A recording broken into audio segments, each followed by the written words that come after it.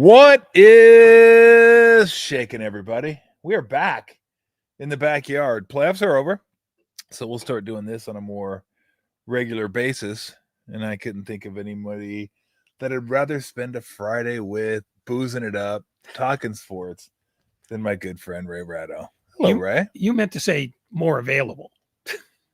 Well, that too. Cheers. Ray's got his wine. I got my beer. You read the I gave Ray a quality wine glass. Can you read what that says on the side of the glass? Snap on. Okay, that's not a toy, Ray. Okay, No, that's a tool brand. Yeah. I knew guess, that. Oh, you did? Yes. Oh, okay. Gotcha. I did not assume you were sponsored by a sexual aid company. You know what? I'll take what I can get in any way possible right now. Boy, that was more detail than I needed, but I'm good to know that. It'll help pick out a birthday gift for you. Oh, man. Absolutely. Yeah, absolutely. Be careful, though, because you're going to have to walk in the shop. I guess you can order it online now, that kind of stuff. Who doesn't? Yeah. God. Have you ever walked? I'm trying to think. I don't think I've ever walked into one of those shops. I should, just to go look and just see, like, not actually what's on the walls, but who's in shoes walking around in those things. I don't even know if they exist anymore, do they? I'm sure they do somewhere. And if you're going to walk in there, you'd absolutely better have shoes. You'd better have galoshes. I would just like to go in there and buy the Annihilator, just to buy it. I mean, the name itself is just incredible. Oh, God. The Annihilator. I'm doing it to dig furrows in my backyard. Oh, my goodness gracious. How you been? I mean, okay. I got no complaints as far as I know. I'm They sure might pop up. I'm sure I will be told what they are when I get back home. No, absolutely you will. And you'll accept it. Yep. Graciously. Yep. My goal right now is to have the phone in another room at all times. Nice Quebec Nordiques sweater. Top of the hamper. Absolutely. Did they go to Arizona? No. Or they go to Atlanta? No. Did they? Oh, Colorado. Colorado. That's what it was. Atlanta. I should have known that. Atlanta is the current Winnipeg Jets. The former Winnipeg Jets are the ones that went to Arizona and are now in Utah. Okay. Where'd Hartford go? Hartford went to Carolina. Hartford went to Carolina. They got some good gear too. I like the big whale fin. The Whalers logo is one of the greats. All the old logos are the best. Yeah. The new ones, yeah, blow on ice. Yeah, they do blow on ice, absolutely. But there are also some old ones that are spectacularly racist. And the Warriors original logo. Yeah, that's when it's not problematic. It's just out and out. Yeah, worse than the Redskins, you think? The logo? The original Redskins logo was profoundly that. Yeah. The other ones were pretty much that, but Indians. The older you got, the Indians is bad. I didn't think Indians was a bad name. But again, whatever. But the one smiling Indian was a little bit of an issue. Like whoever came up with Chief that Wahoo. one, and kept that one was like, ooh, that was a rough one. I mean, the big smile. Oh yeah, yeah, massive teeth. And that's who you know to look for. Look for people that are still ordering old Redskin and Indian logos, like gear, like shirts and sweatshirts and that kind of stuff. You're like, although I wonder if the Redskin, I know they talked about the Redskin name coming back. I don't think it ever will. No. But you got to do better than the Commanders. Oh, it's awful. Commanders gone. But, football team is also, it's a terrible idea. And now Utah picked up on it. And then you saw their new nickname. Mammoth, yes. Are you kidding? Yeah. Well, they roamed the earth billions of years ago, probably hundreds of thousands. And there was only one of them, apparently. Apparently, they're a singular. Yeah, exactly. Well, it's better than the hockey club. That's just lazy. Yeah, well, that's what I mean. And you're getting soccer teams in America. Angel City FC. Shut up. Make an effort. Well, it's funny too because you look at the Premier League and La Liga and all those. I don't know their names. I mean, I know their sponsors probably more than I know their actual names. I think Man U's the Red Lions, Red Devils. See, Red Lions is the English team, right? Isn't that Three Lions? See, yeah. Don't know. Well, but Bournemouth's the cherries, which it's the fruit, Yeah. and Ipswich, which just got Ipswich relegated. Town. Ipswich Town. Yes. The Tractor Boys. I love I love the names. Yeah. The names are great. The Ipswich Town. Although my Leeds team's coming back to the Premier League. Yeah. Because I picked the during COVID. There were no sports on, so I started watching more soccer. And come to find out, there's a reason I didn't watch soccer, because I wasn't watching good soccer. Then you watch good soccer, you're like, oh, okay, I could watch this. So I got into Leeds. I think they had 3 American players, American coach, and I got to root for them. They're on TV a lot, and I don't know if it was because they had so many Americans they got relegated, but they did get relegated. It's harder to watch them when they're in the Champion League as opposed to the Premier you can League. find it. Like Paramount's got it, I think. They don't have a lot. They have a lot of Premier League games. They don't have a lot. No, Paramount doesn't have the Premier League. Oh, they don't. Peacock okay. does. Oh, maybe I should. Know okay. your P initial streaming services. Okay. But no, and they're also owned by the 49ers. Yeah, I knew that. Which is horrific. I knew that. And now the 49ers are selling off some of their team, dude. A bunch lot, of fly-by-night billionaires. Yeah, I saw there's a lot of NFL teams that are selling off stakes in their team. Chargers are doing that. Yep, I saw that was a new rule that was passed. You can sell off up to 10% of your team. I wonder if a lot of teams are going to start doing that now. I imagine. Well, I mean, the 49ers I think they were valued at $8.5 billion. Yeah. Which, I mean, which is awfully high for them. So which means they're selling off like 6%. So that's half a bill right there, just for signing a couple of pieces of paper. Got to get that pretty extension money. Hey, you want to buy some of the team? By the way, what are they waiting on? I mean, do they have a quarterbacking option somewhere? They're going to sign Josh Johnson. Oh, again. Bethel Thompson. Well, I think we saw that in the NFC Championship game a couple years ago. He still gets hired. I know.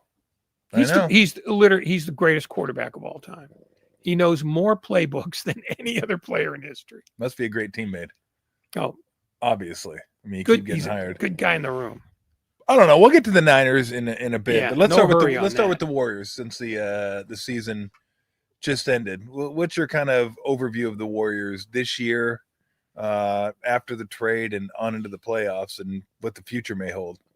They went all in one last time, I think, because I don't know how they're going to do that again. I don't think that they're interested in moving Butler's contract, or that you could. So that's him. Curry is, still Curry. Yep. With the same price tag. And Draymond is not getting moved. So they're kind of cap strangled. But it's clear they have needs. I mean, especially at the wing. They're not going to get a big guy that's going to make a difference in this conference, I don't think. So, I mean, I think they're going to be a team that is going to have to play tons of defense. I mean, that's their specialty now. Yeah. Curry is a wild card, but they're going to have to hold teams under 100. I think we saw that in the Minnesota series. Yeah. Do you think that so? I mean, look, they're a totally different team once they got Butler on board. They're one of the best teams in the league at that point. And I actually think they had a shot to win a championship this year had they stayed healthy. Outside shot, yes, but OKC's shown some vulnerabilities. I think Boston, I'm not going to quite count them out yet. I still got a few hours. I still think they can beat the Knicks tonight, and then if they beat the Knicks tonight, who knows? I mean, I think the spread's only like 2.5. So, I mean, they still have a really good team. It'd be tough for them without Tatum, obviously. But wasn't that tough for them without Tatum the other night, though? No, I kind of figured that they would rise up. Teams can do that for one game without their star player, but it's not like he's their star. Browns, they're like 1A, 1B, depending on what you want. Well, Porzingis has to play better than he did last game, I think. Well, if he's sick, I mean, I don't know. That's a weird thing with him. Yeah, he got some sort of triple leprosy. I don't know. Oh, that's rough. But Derek White, yeah, he's their get out of jail free card. If he does what he did the other night, they could do this. I just don't know that he's good enough to do that night in and night out. Yeah, can he do it 2 more times? Then can he do it 4 times against the Pacers? Is what it would take. But God, I hope it's the Pacers. And Pacers are fun to watch. They're great to watch, and the great thing about them is nobody knows they're in the conference final even now. I know. They don't even know. No, I think they have a vague idea, but I think them OKC would be the most fun finals. yeah. Adam Silver would literally. His head would explode. Yeah, and who doesn't want that? I want that. Yeah, I think we all would do. like that. Yeah, but that would be a fun from a basketball perspective. I mean, forget about it. I could care less about big markets, all that crap. I just want to. I mean, they've already got the money. Yeah, I want to see the best basketball. And I think those two teams, it would be up and down. There'd be a lot of talent on the court, a lot of depth, and I think it'd be a fun series.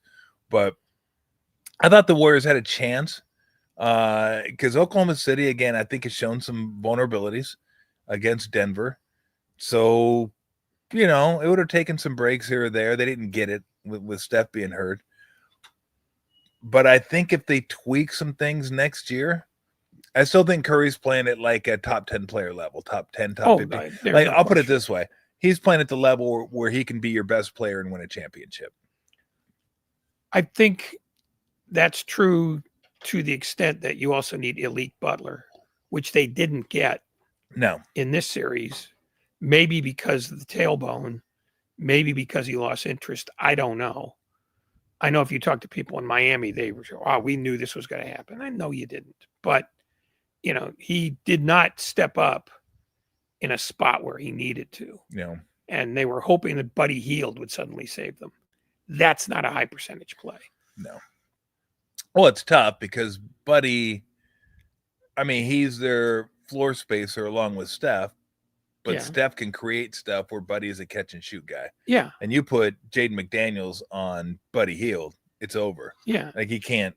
And that's the thing about the Wolves is they have a number of long defenders. Nikhil Walker-Alexander's a defender. Anthony Edwards can defend. McDaniels is a stud defender. Naz Reid is okay coming off the bench, but they got guys that can defend. And then you got Rudy Gobert waiting for you at the rim if you happen to beat those guys. So, it was going to be tough for Buddy. Look. Oh, I'm not blaming him. Of course. I know you're not. I know you're not. But look, when you build an offense around Steph Curry and Steph Curry gets hurt, it doesn't take somebody with 20/10 vision to see that's what's going to happen. The offense is going to suffer, and they got to get by, as you pointed out, with defense. Wolves shot 64% in the last game. You're not winning that game. You're just not. No, and the other thing is, they've been trying to do this with no big man at all. I mean, you could talk about Draymond playing the 5 all you want. He's not a 5. He's never been a 5. No. They don't have a gear to shift into against a team like Minnesota. Yeah. Because Minnesota, as you said, is big and long in about 6 different places on the floor. Yeah. And I think it was a terrible matchup for them, even with Curry. But without him, it was fait accompli. I mean, it's the equivalent of Denver trying to beat Oklahoma City without Jokic. Yeah. Well, you look at it now, too. I think Draymond can play 5 against certain lineups. It just takes a lot out of him. But the West now, and even, not so much the East, but you look at the West playoff teams. You got Şengün, who's pretty good. You got Jokic, who's the best player in the world. You have Holmgren and Hartenstein for OKC. You have Rudy Gobert, who's not an offensive threat, but a defensive anchor. I mean, you got to have a big guy now. Yeah, it's a big man's conference. Yeah. I mean, more than the East. The East used to be heavily reliant on big guys. Now it's the West, and the Warriors they're on the wrong coast. Yeah. They should move back to Philadelphia immediately. So where did they go? Because I don't want to spend too much time on, why they lost, what they could have done different. We already did. We did. And Steph's out. Yeah. Sometimes it's just that simple. I tell people, Occam's razor, look it up. You don't need to go and try to find some, a theory that it's complicated. This is simple. No. And most of the friends you have don't know what a razor is, let alone who Occam is. Well, obviously you don't. Oh, I do. I don't either. Oh, Well, you don't use it. Well, no, it's a cliche. Yeah. But anyway, I digress. Yeah. Well, that's the show. No. I mean, that was the obvious thing. Basically what Take I do. away the other team's best player, you win. Yeah. No, I mean, you take away Anthony Edwards from Minnesota, toast. Yeah. Just toast. Yeah. And so, I mean, that's why Oklahoma City's better than everybody else, because they have other options. Speaking of Jokic, I put him with any great center you want to throw in there. I don't care if it's Russell. I don't care if it's Wilt. I don't care if it's, Prime, Walton, whoever, Kareem, whoever you want to throw in there. Shaq, he's in there with these guys. He's different, but he's so different is the than game. all of them, though. But the other guys are classic, close to the basket. They don't space the floor because that wasn't the game they had. That wasn't the game.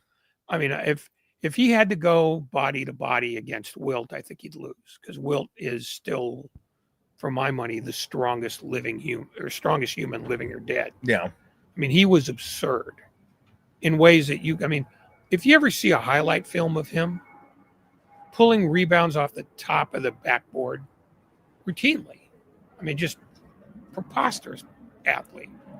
But everywhere else, I don't think Russell could go out and guard him at 18 feet. I mean, we don't know because he never had to. Yeah. It wasn't like he had to stretch the floor to cover at Walt Bellamy. No, he did not. But no, I would say if you took the 10 best big men of all time, he's certainly one of them. Oh, yeah. But he's a modified 5. He's not really a pure 5. There isn't a pure 5 anymore. Well, that's the thing. I mean, except Gobert, and he's one-dimensional. Well, the game's changed so much. Yeah. That's why you can't even compare a guy today versus a guy in 1960s. It's a different game, right? It's a different game. You got to cover way more ground than you've ever had to in the past. So where do the Warriors go from here? So if they want to improve, or if they think they need to improve, do you go all in and maybe lose some of your top young talent? Kuminga is always the guy that gets mentioned. I know they love Pajemski, and it's easy to see why. They have their number 1 picks that they could surrender. Now, if you do that and you go all in and you miss, you end up not having picks for 4 or 5 years, and you just sink your future, basically, is what you do. Well, yeah, but I mean, their strategy is, at least in a certain way, based on that anyway, because when Curry leaves, he can't be replaced. He can't be replicated. They're in a world of hurt the minute he says, I've had enough. But the problem that they've got is that this is not a great draft from everything I've read, which means they're unlikely to get a steal where they're picking. So they have to pick 2 off-brand guys who fit exactly what they do the way they do it. And I don't know if there's enough talent for that. I think they have to go with this one more time. And either they move Kuminga because he doesn't fit when Curry's playing. Yeah. He just doesn't. Or you keep him and keep trying to convince him that he's got to modify what he wants to do on the floor. Aren't we past that now? I think so, but I mean, I think he is what he is. Yeah. I think he's a good player. I do. I think he's a useful player in the NBA. I don't think he fits here. And it just depends on what you value. Like, if you want him to get you a bucket, he can get you a bucket. Like, he's proven that. But he's not a creator of shots. He's not a floor spacer. He's not a guy that moves body and ball to work within an offense. So I read an interesting stat a couple of days ago. Is on this site, StatMuse, that Jonathan Kuminga has played 20 plus minutes in 7 Warrior postseason games. Warriors are 0-7 in those games. Small sample size, to be sure. Yeah. But there is something there because I think he led the team in scoring. Either that, I think he did. No, I think he led the team in scoring against the Wolves. They lost 4-1. So it's like, how much does he do that impacts winning? Like, he doesn't rebound all that well. He's not a big assist guy, but he can score. And theoretically, he should be able to defend. You know, he can defend on the ball. He's got to get better off the ball. But, like, it's one of those things where you can see a good player, but could he be a better player somewhere else? Would he be better off somewhere else? Would he be happier somewhere else? No. What kind of return could you get? I don't know. Yeah. The trap for him is he would get to be the player he wants to be on a bad team. And we've seen a lot of those guys. Yeah. I mean, Jordan Poole, how rewarding is that? Yeah. You know, you got your money. Great. You can pretty much do whatever you want, but you have to play for the Washington Wizards. Yeah. I mean, basically that's saying we're going to give you a nice gold lame jacket, but you're going to have to work in a coal mine. Yeah. And some guys would rather have that. Yeah. There are some guys in the NBA that would rather put up numbers on a bad team than kind of accept a certain role and get less numbers on a winning team. Yeah. I mean, to this day, I'm convinced that they sided with Draymond in the punching incident when they probably shouldn't, except they needed Draymond and they didn't need Poole because he's another guy who couldn't adapt to what the Warriors wanted him to be. And Steve Kerr isn't very flexible once he gets an idea of who you are and how he wants you to play. And maybe he shouldn't be. I'm not saying that, you know, I mean, he has a vision and I mean, he's the coach. He's got 4 rings. Yeah. You know, shut up about your complaints. But he's made up his mind on guys and has not been afraid to go up to whoever the general manager is and said, move this.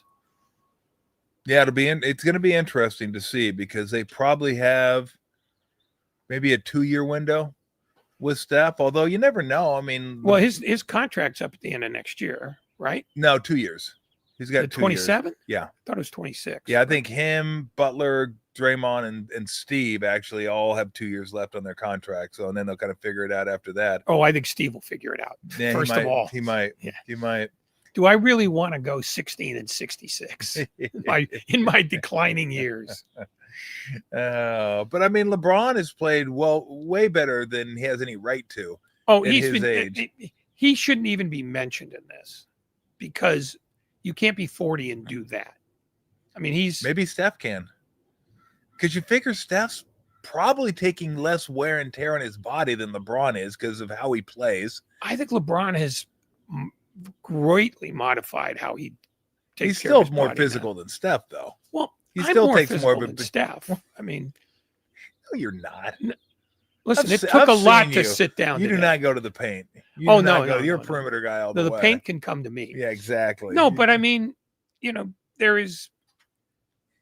LeBron is such an outlier that it makes no sense in my mind to bring him up with anybody. In terms of, you could play 3 more years because he did it. Well, for the same reason you can't say, oh, you could shoot like Steph if you worked hard enough. No, you can't. No, I mean, I know what you're saying, but I've seen the work that Steph has put in, and he keeps himself in great shape, and he's usually on the perimeter, not taking too much of a pounding. I mean, he does get grabbed and held and stuff like that, but that's different. Yeah. So I think, and he's always going to be able to shoot, so he's always going to be able to, you know, stretch that defense the way he does. So I'm just saying, I don't know. Yeah, I don't know either. But 2 years sounds about right, but I don't know. It could be more, it could be less. I think the one X factor with him though is the amount of running around he does on every possession. Yeah. At some point, your limbs start to bark at you, and I think that's where you're going to see it. You know, it's not going to be some, you know, bone on bone issue. It's going to be because his body is going to announce one day, you're done running. I refuse. Yeah. No, that's not a screen you want. You're going to stand here like Al Horford, and that's what you're going to be from now on. Because the toll he's taken on his body is different than the one that LeBron has. But he's still at an age where you can't run around like that and reasonably expect your ankles and your knees and your hips to respond with the kind of elasticity he's come to expect. Yeah. Is he the most beloved Bay Area athlete? Because it's got to be between him and Joe Montana. Yeah, he was the other one I was going to mention. And Joe's, like, it was different because it was 80s. It's football. It's Niners, right? And that football's king. They had the resurgence, and that was just sports was at a different time back then. It seemed a little more mythical and just seemed like it. Again, I don't know which one it is, but those are the two. No, well, Montana won the first championship that the 49ers ever had. Mm-hmm. And it was in a perfect situation where you were a bad team. And then all of a sudden, in 1 year, you were not only a good team, you were the best team. So there's no real, pouty-faced run-up. It wouldn't be Mays only because he played somewhere else first. Yeah. And it wouldn't be Bonds only because he wasn't beloved. Well, he wasn't beloved, but more than that, he was on that team for 10 years before it got to a World Series. Yeah. So ignoring, how prickly he could be, there was a long wait for him to even get to the big one. And he was never there when they won it. Yeah. So yeah, I would say it's those two. Yeah. No, I mean, I would say if you're talking greatest Bay Area athlete, then to me, you got to go Mays. Yeah. Mays is the best baseball player ever, in my opinion. Yeah. So, I mean, to me, it's Mays. So it would be, in my way of thinking, Mays, then Bonds. Yep. Then I would probably go Joe than Steph. Yeah, but they were both mold breakers. Yeah. In the same kind of way. So you could pick either one and not be wrong. Yeah. But those are probably. Is there any ones we're forgetting that would be in that top four? I don't think Tyler so. Soderstrom. Yeah, that's true. I'm a big fan. I mean, at some point. But he's not even here. He's in Sacramento. Yeah. So Sacramento. Jerry Rice. Jerry Rice would be there. Jerry Rice would definitely be there. Although he was impactful in 15 plays a game.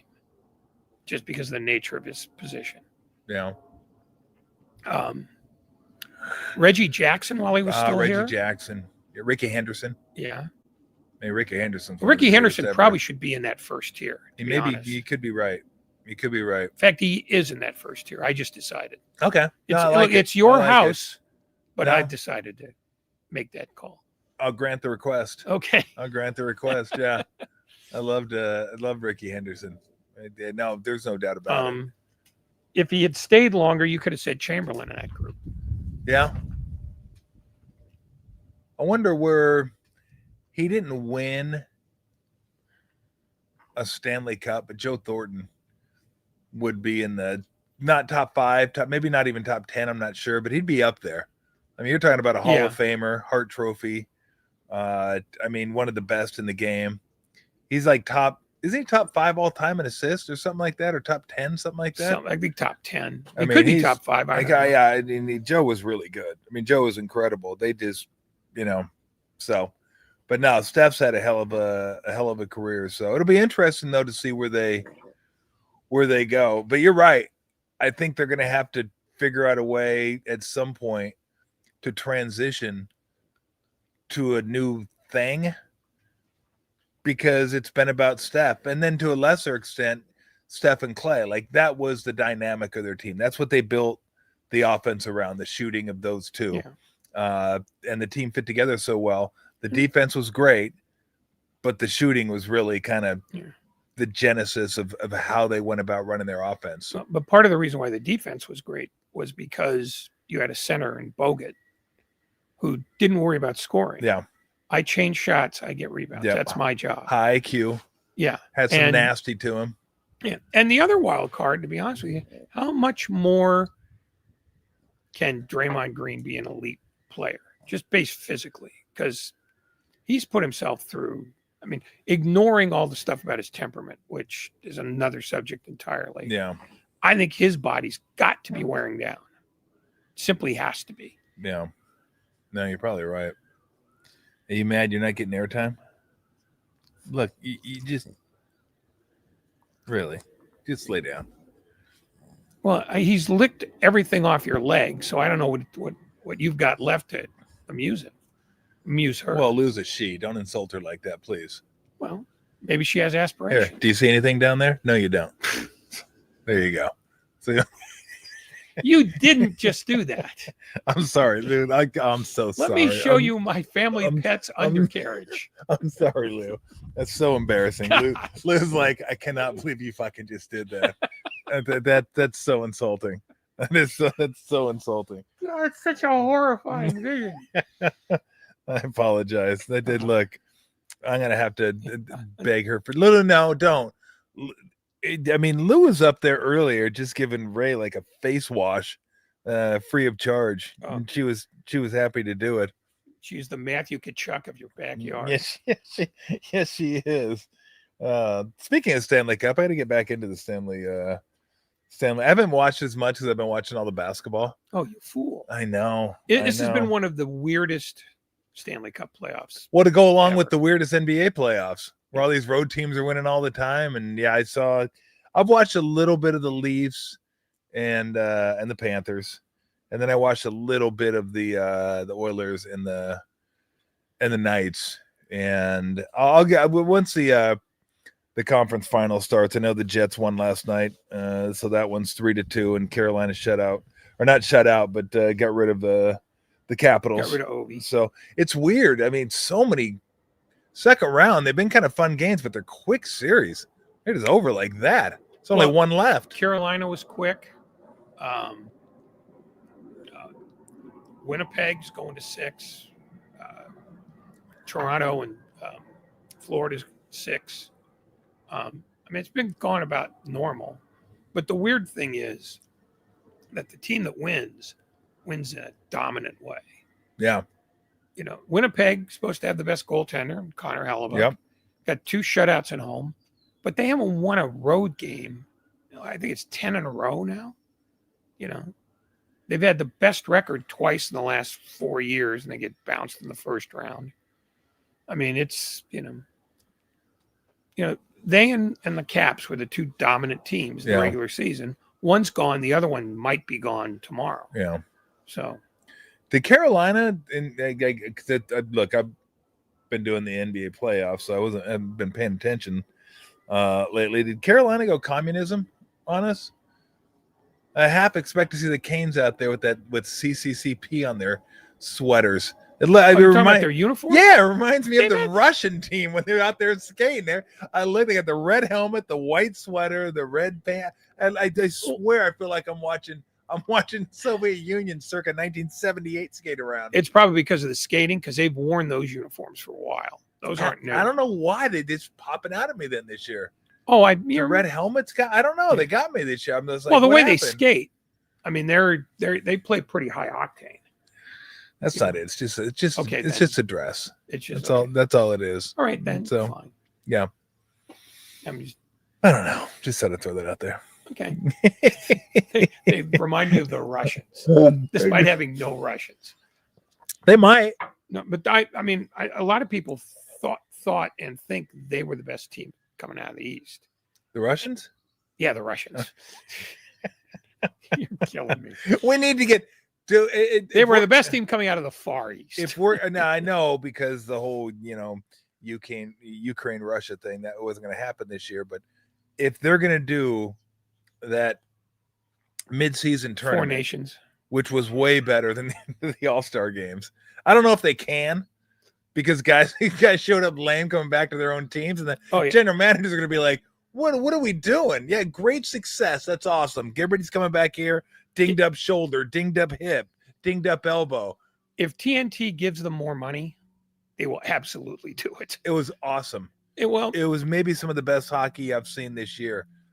Well, there's been a renaissance for fighting this year, and the Kachuk Hagel fight. Yeah.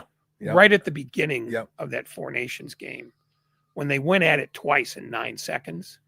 Yeah, both Kachucks got after it. That was amazing. I mean, it was amazing. It's like, this is what we do. And in fact, I was watching a podcast today. It was Bomani Jones, and I can't remember who it was, but they were both talking about, basketball should have more stuff like that, where guys just start throwing hands. I mean, we are entering a new gladiatorial period that, that in some ways is particularly frightening. But I mean, look, I'm. Well, just to get to my point, Russia's got to be involved.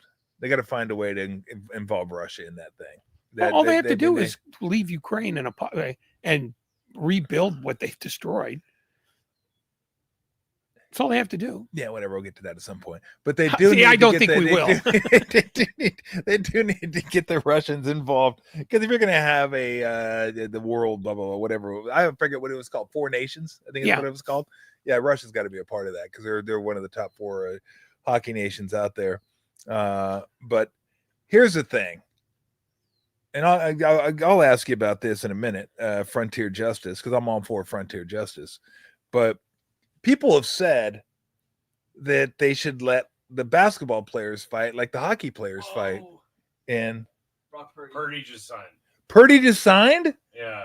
Wow. What were the numbers? 5 years, 265 million. 5 years, 260 was the guarantee. That's only 181. 181. So 5 years, 181. So that's what? 36 million. So I always chop off the last year, because the last year usually gets renegotiated anyway. So if he gets 181, you said, Max, and 181. Did you hear that? Come here. Did you hear that? Brock Purdy just signed. That's amazing. What do you think? Do you want to angle that away? I've already seen one animal underneath. Don't need another one. You're not nonplussed? By the way, you really got that chin shoved up right under his head. You don't care? Oh, that's a herd too. You Oh, didn't it's her. notice? What, are you not looking now? Well, yeah, They're I not wasn't gonna be- looking before. They're not going to be offended, okay? No, but I am.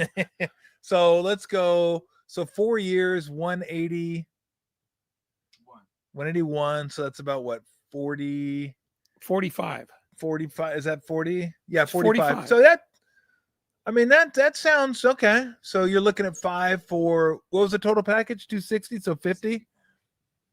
And that's, to me, that's right in the ballpark, right? Well, I mean, if you're going to average that, but it's all about the guarantee. It's not about the total package of the contract. But if you wanted to say total package, then it's about 50, low 50s a year, something like that. Well, that seems right in the ballpark for me, because that to me was the sweet spot, low 50s. And you brought it up. What else were they going to do? What are they waiting for? Apparently they heard you, because they're not waiting anymore. no. They got it done. The 49ers have signed Brock Purdy 5 years for 200. What was it, Max? 5 years?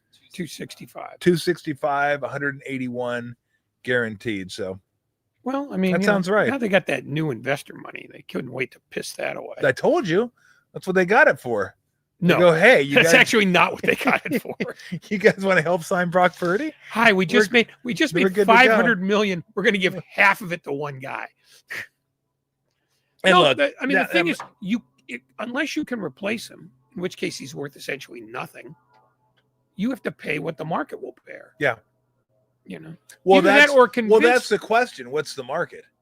We Right? just found out what it is. Well, we did find out what it was, but before he signed, is it Dak Prescott? Was that the market? If he wanted that, would you go with that? I mean, that because it always becomes tricky. Like, what do we think you're worth? What do you think we're worth? What do we think you're worth? So, but I don't think that seemed right. That to me, and what do I care? It's not my money anyway. Yeah. Well, but the thing is, it's not really about comparing his contract with Dak Prescott's or anybody else's. It's, can you tell Kyle Shanahan, I'm not going to spend money on a quarterback. You're going to have to be happy going 6-11. You willing to blow up your team over that? And if not, you'd better be in the 50s. You don't have a choice. And they could dress it up any way they want. Yeah. Josh Johnson isn't walking through that door till tomorrow. Thank you, Rick Pitino. No, but I mean, it's can you get away with not signing somebody? And in this case, they couldn't. So why are you quibbling about the money? The quarterback position is so tricky, because you end up signing, Daniel Jones to a contract that clearly, he was not one of the top quarterbacks. And I mean, he got paid over $40 million and they got out of it a couple years later. So it wasn't a huge expense for them. But there's just not that many quarterbacks.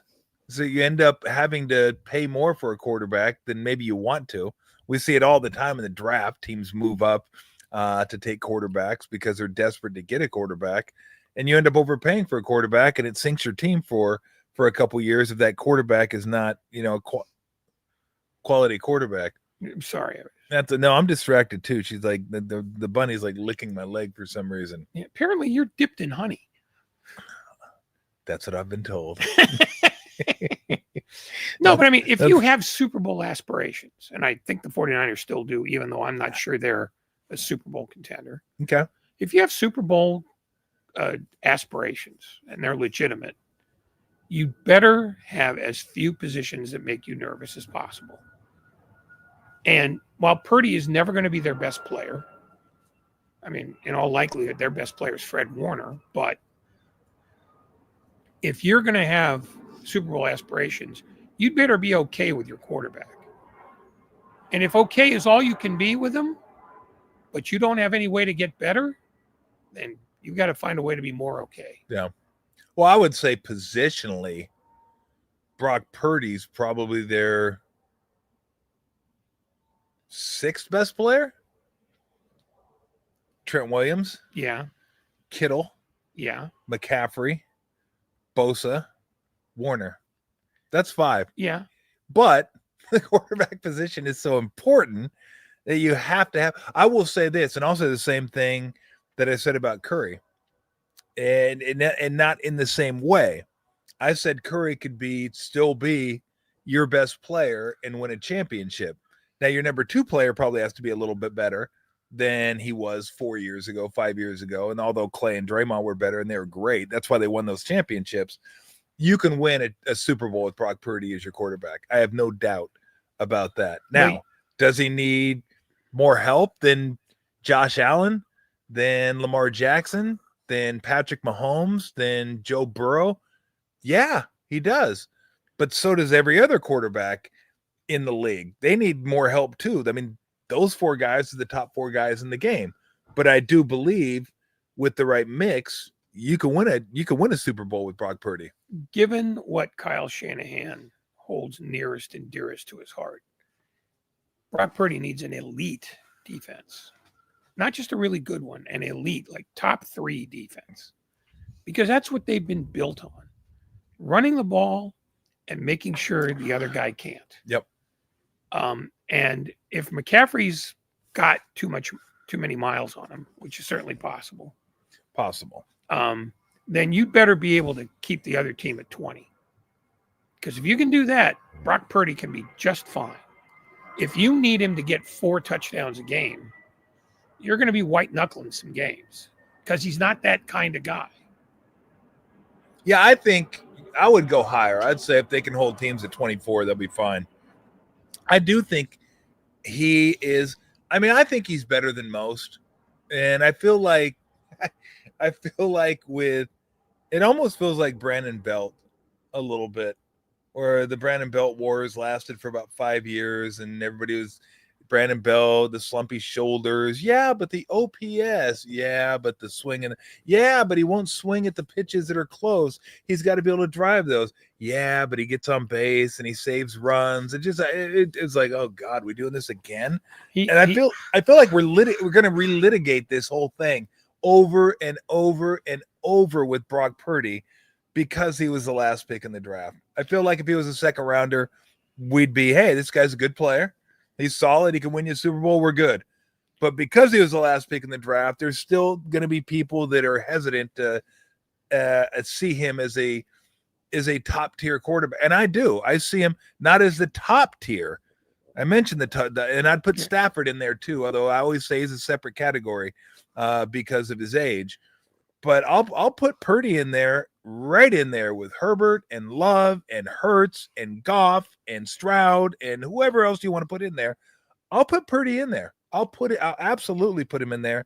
But I feel like results don't matter to people anymore. They don't look, because with him, it's always like, oh yeah, but look at the talent he had around him. Nobody ever said that about Kurt Warner. Nobody ever said that about Peyton Manning, because they were like, Warner looked the part, and Manning was the number 1 overall pick. And Marvin Harrison was a turd. He was. No, there's no doubt. No, I mean, sorry, all Marvin. those guys, I don't believe that at all. Those guys that you just cited all had great talent around. Oh, they all do. You have to win. Yes, I mean, and that's the Jordan thing. didn't win until he got Pippen and Horace Grant, and then Rodman after that. Yeah, but that's the thing is that while everybody says quarterback is the most important position, they don't make the next leap, which is, but you better be surrounded by great players. Otherwise, you're not an elite quarterback because they won't let you be.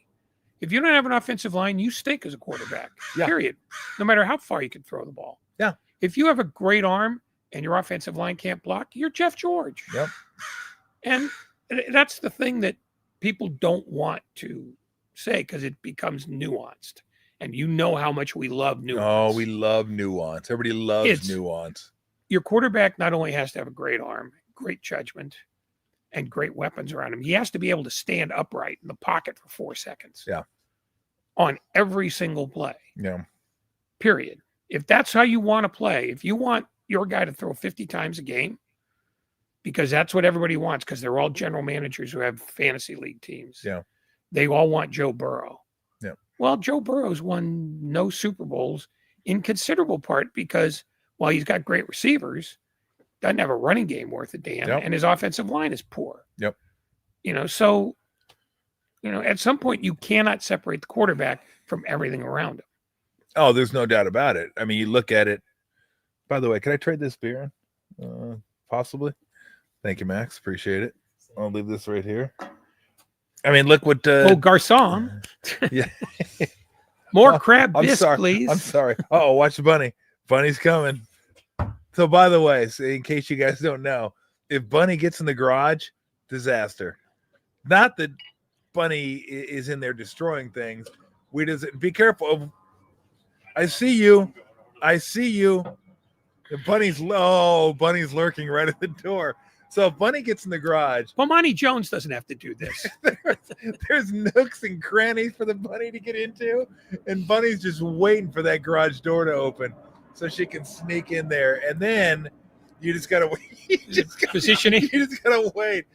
Ogden's like playing defensive back in front of the door because if Bunny's like sizing up the defense. Bunny is definitely like, if there are any openings in that defense, absolutely. I can get in there. Oh, Max got in, got out. You guys can pick what ones you want and give me the extra.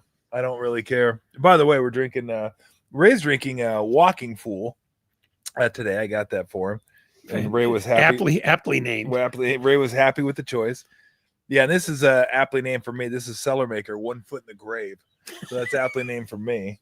And I'm gonna take the dig in the dose, a little pale ale here from made a trip to Cellar Maker yesterday. But you look at Joe Montana, right? He had Jerry Rice, he had Roger Craig, who, according to some, should be in the Hall of Fame. He had Brent Jones there for a little bit, not the whole time. An excellent offensive line, even though it was small. Yep, John Taylor. And they had Fred Dean and a really good defense. Hacksaw Reynolds. Yes, a really good defense. Absolutely. They were loaded. Ronnie Lott loaded on defense. Yeah, absolutely loaded on. And defense. I think that's where Shanahan got his theory, which is Bill Walsh could score a lot of points, but they won because the other team couldn't. Yeah, absolutely. The point is, everyone needs help. No one does it themselves. Exactly. Period. Especially quarterback. Period. Until you show me the quarterback who can block for himself. Yeah. I'll show you somebody who is incredibly dependent. Yes. On everything around him. I mean, I don't know that much about the Colts offensive line when Peyton Manning was there. I'm assuming it was pretty good. But I do know they had Reggie Wayne, they had Marvin Harrison, they had Edgerrin James, they had Dallas Clark. I mean, nobody ever brought up that he's good and Peyton Manning was good. He's one of the greatest ever. And in fairness, Manning was fairly immobile by modern standards. Mm-hmm. So his offensive line had to be able to block for him. I mean, the one guy you could look at and say probably didn't have the greatest talent all the time was Tom Brady when he won. But he had a great defense, fantastic offensive line, and, he's one of the greatest ever. So, okay. But I'm not measuring Purdy against one of the greatest ever. I'm measuring him among some of the better quarterbacks. You're measuring against and everybody Josh needs Johnson. help. Yeah, no, I'm not measuring against Josh Johnson. I'm sorry, he's my favorite. I mean, maybe Josh Allen, you look at him and go, okay, maybe he doesn't have the greatest skill position players, but Cook was really good for him last year. The wide receivers, I mean, Kincaid solid as a tight end. Coleman was okay for him. And Allen could make his own plays, which I don't think is something that Purdy is known for. And again, it doesn't have that's to. not who we're comparing him against. No. I'm comparing him against that middle group.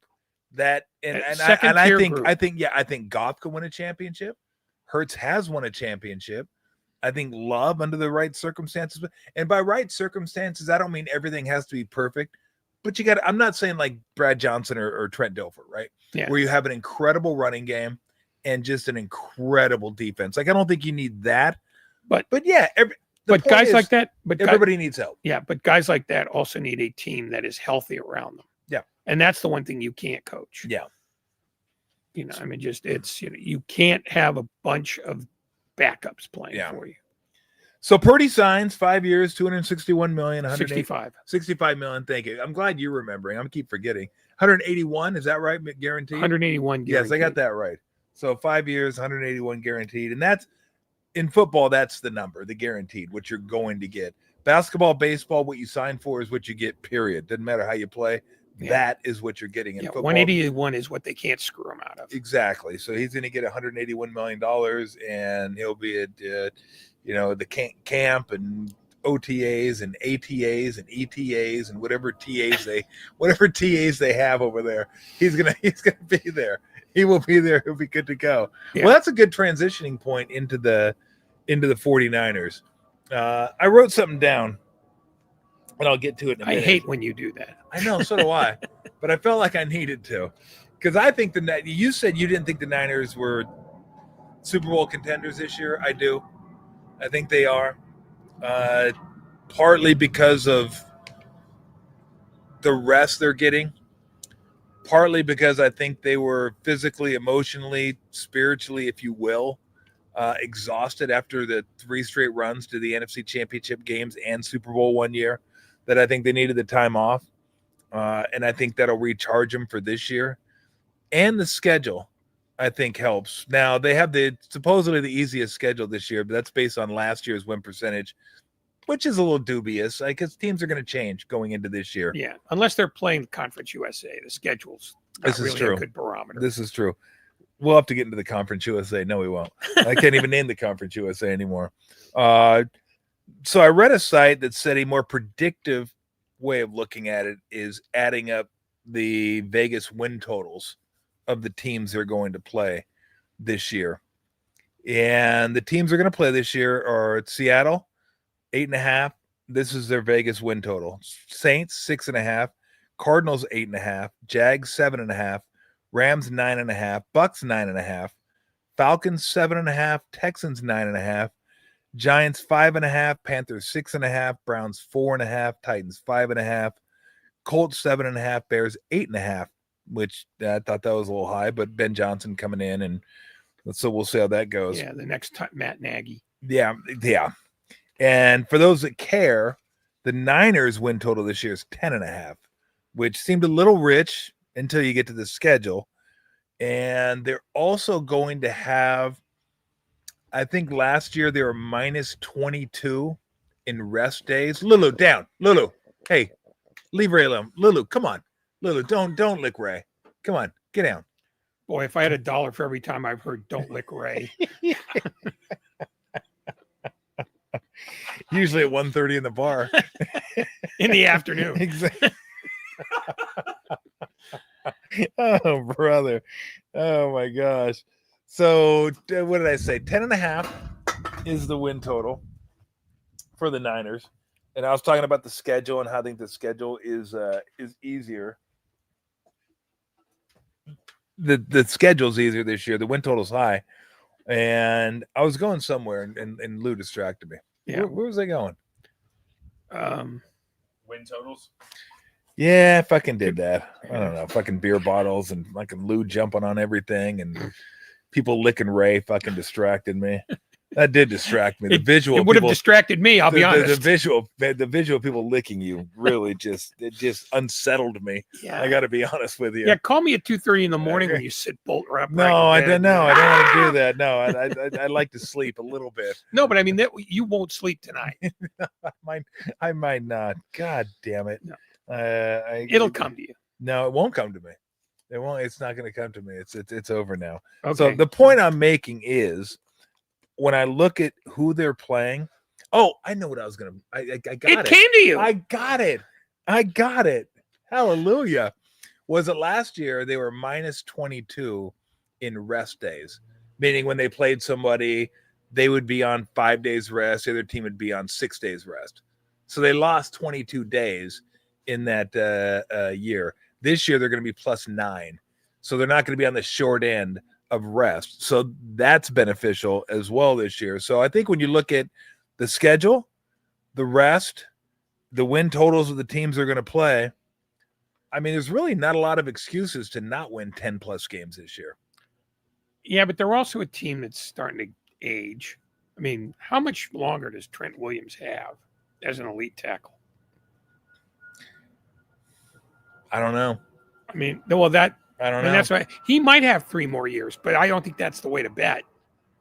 Well, LeBron had until he was 40, so I think. Well, yeah, right, because everybody's LeBron. Yeah. I'm going to keep bringing up LeBron. Yeah. I'll make No, it but I stick mean, one of these days. But, Kittle's got miles on him. Yep. McCaffrey's coming off a year. Yep.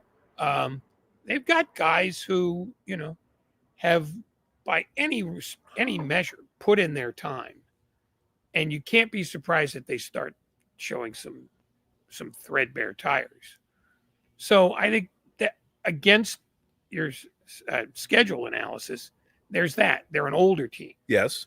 And maybe they get to 10.5, and maybe the other teams in the NFC aren't ready to make a big leap like Detroit did last year. Yeah. I mean, maybe Minnesota doesn't get where they want to go with J.J. McCarthy. Yeah. Dallas will fail because Dallas is failure. Yes, they are. Absolutely. I don't think Philadelphia is going to repeat because nobody gets to repeat anymore. Yep. Is Washington truly on the come? I don't know. Green Bay, maybe. I think Rams.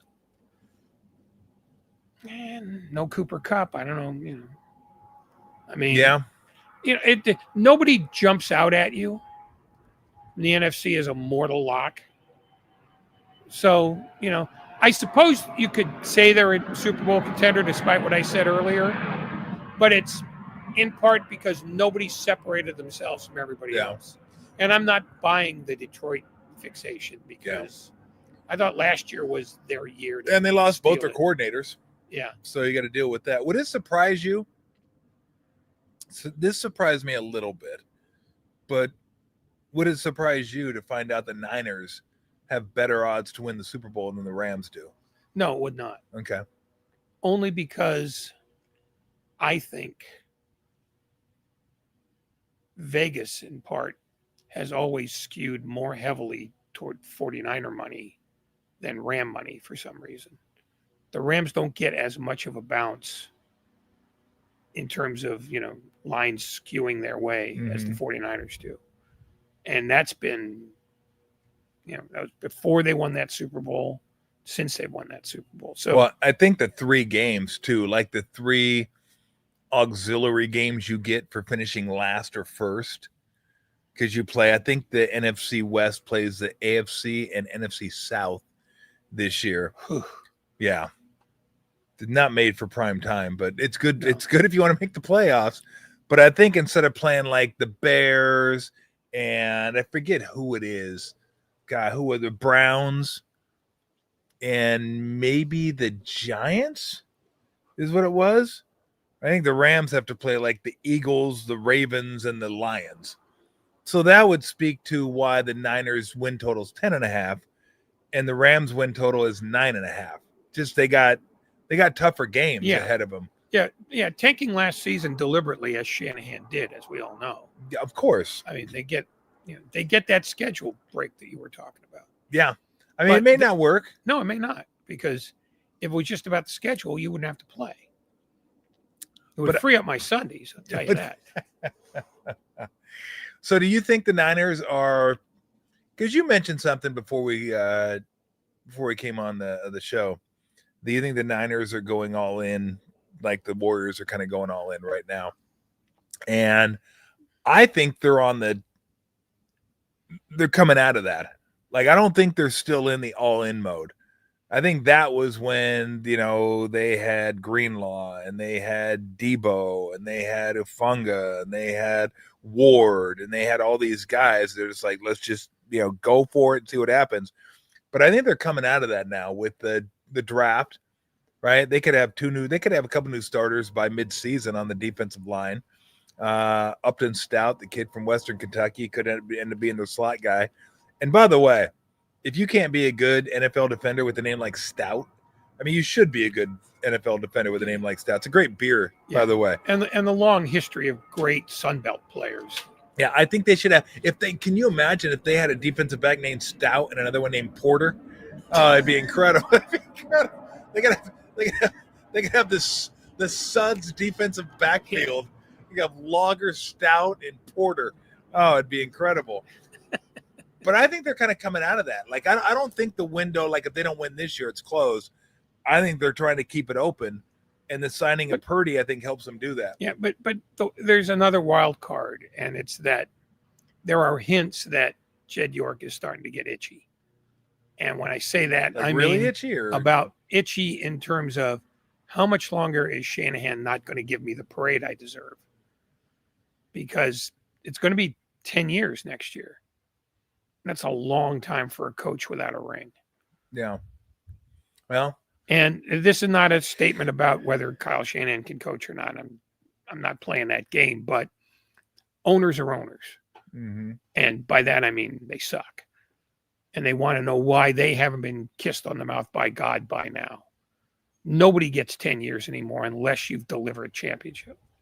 And he hasn't. Yeah. For whatever reason or reasons. Yep. And I think at some point, that's got to be a rearview mirror item for him. I could bring Lou over to his offices. True. Lou will lick him up. It'll be good to go. I don't think it's the tongue that he's talking about. Lou will be happy. Oh, Lou will be happy to placate him. yes. It'll be good to go. Take a few layers of skin right off his face. No, I think you're right, though. I think it's interesting because you look at what happened in Philadelphia with Andy Reid. What was he there 14 years? Yeah. Had incredible success, but was never able to get the championship and leaves and then goes to Kansas City. And all of a sudden he's one of the greatest living coaches. Like he's top 5 coach of all time. Yeah. I mean, whether he is or not, who knows, but he's one of the greatest ever. He is until somebody comes up with a better metric than wins. Yeah. But he wasn't, he's not a better coach than he was in Philly.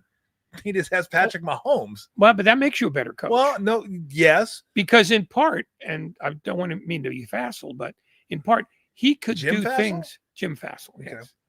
He could do things with Mahomes that he could not do in Philadelphia in terms of play calling, in terms of improvisation. I mean, I think in some ways Mahomes did make him a better coach because it gave him more tools for his toolbox. Okay. My point is, if you get a good coach, you probably should just keep him. Yeah. But Nobody gets to be owners kept. Getting patient. Yeah. Owners getting patient. Yeah. They feel like, well, if you can't win, I'm going to find someone that can. Yeah, because because they all know football so much better than the people they hire. Of course. That they can just pick somebody off the Of street. course. You know? Like, as long as I have a coach that can get me to the playoffs and keep giving my team a crack at it, like a legit crack, not like I'm a wild card on the road crack. Like that, after a while you're thinking, they've had home field. The 2 Super Bowls they lost are to one of the greatest quarterbacks of all time, Patrick Mahomes, one of the greatest coaches. So, could you, should you, would you? Yeah. I mean, I could look at like 3 or 4 different plays from both those Super Bowls and go, man, if you could have made that play, you're the Super Bowl champs. You're holding up the trophy. They didn't. But to me, once you find someone who can give you those chances, you probably better hold on to that guy. That's the logical brain thinking. But when you, like many NFL owners are now, they're the sons of billionaires, and in a couple of cases, the daughters of billionaires.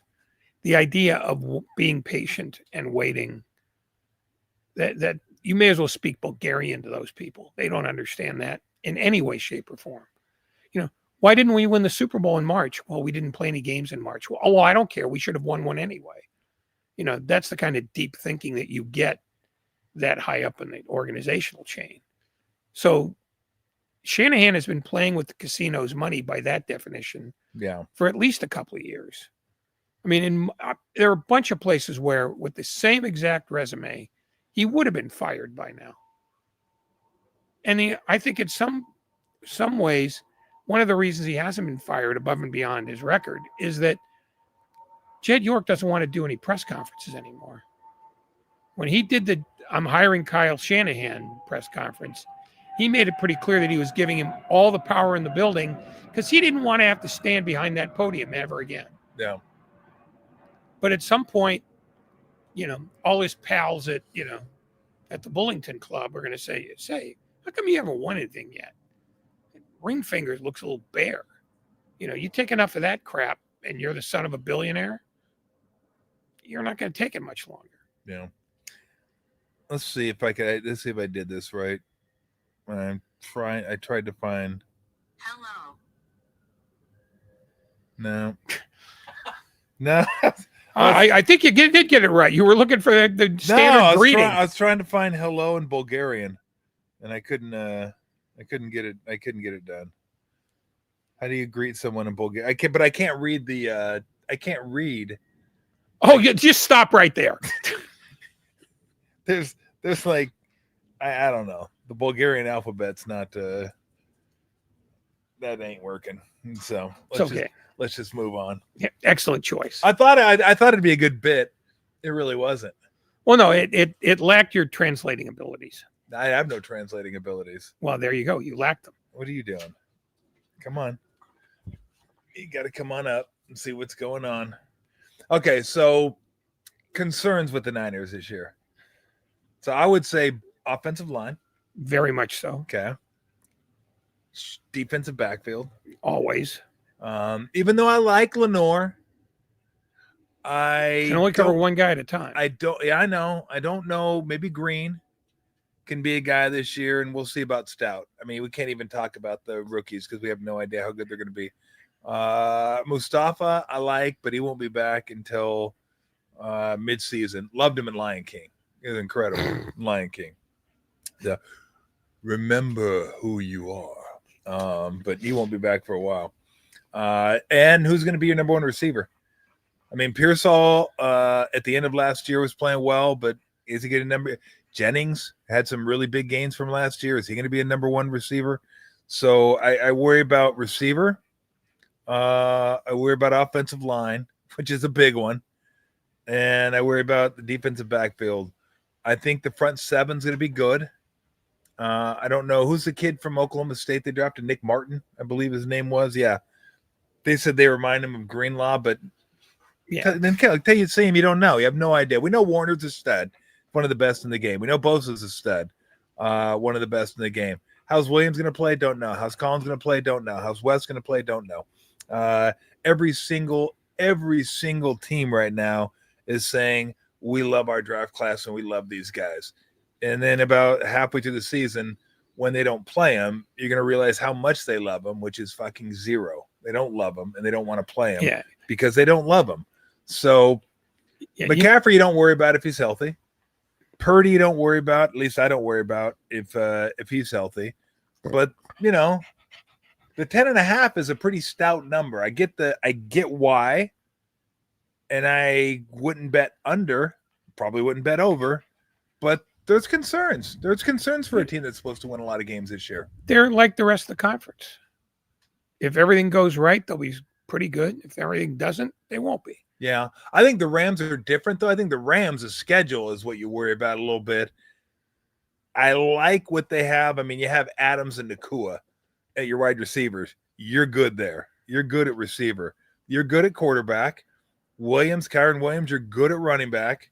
And their defense has been fantastic. So, and McVay's a really good coach, too. So I worry less about their team than I do about the schedule, which may chew you up at some point. So I think overall, I would say I have less concerns about like the Rams roster than I do the 49ers roster. But the 49ers are going to benefit from playing a worse schedule. So how does that equal out? Vegas sees it as a 1-win difference. The Rams are 9.5.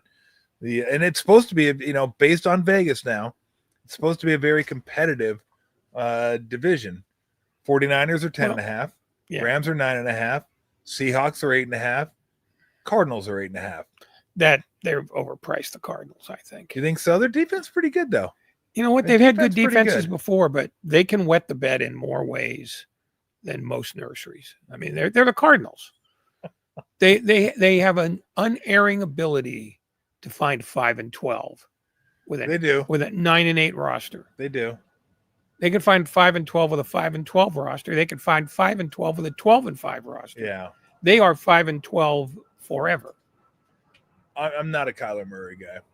I don't know what you feel about Kyler Murray. I'm not a believer in Kyler Murray. I think it's an ordinary team. And who's supposed to elevate him? James Conner? Connor and Harrison, hopefully. Hopefully, he didn't have a but great year last year. yeah, well, okay, then there's nobody there who has served in that role. Yeah. Not since Larry Fitzgerald. Well, they got an incredible pass catching tight end too. Yeah. I mean, he's really good. What's his name again? I can't remember his name. Arizona tight end. He's really good. He was like the highest paid tight end for about 3 weeks until Kittle became the highest paid. Trey tight end. McBride? McBride. There we go. Correct. Thank you. Yeah, he's really good. Like he's really. Boy, your crack research team. Yeah. They had laptops in front of them and went, I should have remembered that. you should have, but But I mean, I can't remember. I can remember Bake McBride before I can remember Trey McBride. wow, there's a name from One of the great afros in baseball history. Him and Oscar Gamble, maybe two. Oscar of the best. Gamble had the best. I mean, anytime you can put on a hat and it doesn't touch your head, that's a solid afro. Yeah. I miss the day of the afro. I got an afro when I was younger. Had my mom give me a perm. Didn't turn out all that well. Got to be honest. Well, you didn't strike me as having particularly curly hair. I didn't. Well, I mean, I had wavy hair, but I wanted the You wanted the Pajemski look. I wanted the wafro. I wanted the white afro, and I got it. And it wasn't. How many days at school did you survive before you washed it Well, I out? was bigger than everybody else, so I was okay. Oh, okay. Yeah, I didn't have to worry about that. So in other words, you were banking on them not being able to see it Exactly. No, not being able to make because they fun were of me. looking Yeah. at you, looking up at you. But I remember taking a Little League picture of my Rangers uniform. And I had my glasses on and my hat on, and I had the afro sticking out like Oscar Gamble. I was like Krusty the Clown. You know, the hair coming out and everything. This is fantastic. It was fantastic. The perms were the worst back then, by the way. My mom used to give my grandma a perm. And I always knew when grandma was over getting a perm because that smell would hit me. I'd walk home from school, walk in the door, and it was just that awful vinegary it's just horrible, that smell. And yet you trusted your mother, who used this foul concoction Yes. on her own mother's head Yep. to put it on yours. That's how desperately I wanted it. That's how desperately I wanted to be Bake McBride. I just thought the hat looked so cool Yeah. with the hair coming out. I was like, I need that. As a matter of logic, though. Yeah. I hate that. I'd like some. That's Well, elite. no, the smell was the byproduct that went along with it. Yeah. I figured I'd endure the smell, but I'd get the benefits of having a sweet fro. But the smell is a tip off that this is a bad idea. You either have the gift, the follicular gift, Yeah. or you don't. Oh, grandma looked good. So, You know, it's not the first time I've heard you say that. grandma looked Grandma was I thought hot. the hair looked fantastic. I don't remember saying hot. I don't remember saying hot. In fact, I didn't say hot. I just want to see if I could horrify come you. on. Don't make me think about my grandma like that. You kidding made me think about your dog My like that. Well, that's my dog. Grandma used to give me cottage cheese and peaches, play dominoes with me. What? Because you didn't have what? Spackle? No, I love domino. I love. Did I say sour cream? Cottage cheese. Cottage cheese, yeah. I love cottage cheese and peaches. You kidding me? You didn't eat cottage cheese and peaches? No. Oh, it's the best. The best. The best. Put a little salt on the cottage cheese and have the peaches, and Grandma played dominoes with Some me. barbecue sauce. Yeah, no barbecue sauce. Although I gotta say, it was a little off-putting when I'm sitting there eating my cottage cheese and peaches, and we play dominoes, and Grandma would slap down the domino and go, "Domino, bitch," and she'd like take me out. And that Please was tell like- me that's true. Please, I'm begging you. I to wish tell it me was. that. Oh God. while drinking her 40. Get my You hopes kidding me? up. It was Yeah. incredible. She had like an 8-ball and like drinking and go, "Domino, bitch," See, and like she'd You- take me out double sixes. you have the It's kind of over. imagination that makes your Yeah. family just come alive. Yeah, exactly. And then you tell me, "Oh no, I was lying." no, I was lying. No, but I'm She had smelly hair. I'm truthful about the 'cause they lived in a trailer, not down by the down by the water, down by the river. Where was it? Huntington Beach. I lived in a trailer park. Used to go over there occasionally. I always thought the trailer park was really cool too. It's like, oh, you can just hook this thing up and take off with it. Oh, that's incredible. Somehow, the idea of a trailer park in Huntington Beach, California, is kind of a brain melter for I me. know, isn't it? I mean, Yeah. It was. We'd go over there. Not a lot. They'd usually come over. They came over our house on Sundays. Watch Mutual of Omaha Wild Kingdom, and then play mini pinochle with my grandpa, grandma, mom, dad, and they let me play once I got to about 10. They let me play mini pinochle. did she say mini pinochle, bitch? No, mini pinochle, but no, my grandma couldn't hear all that well. And my grandpa would he'd get so mad. Go, "It's your turn." "What? It's your turn." "What? It's your turn." I was like, "Jeez."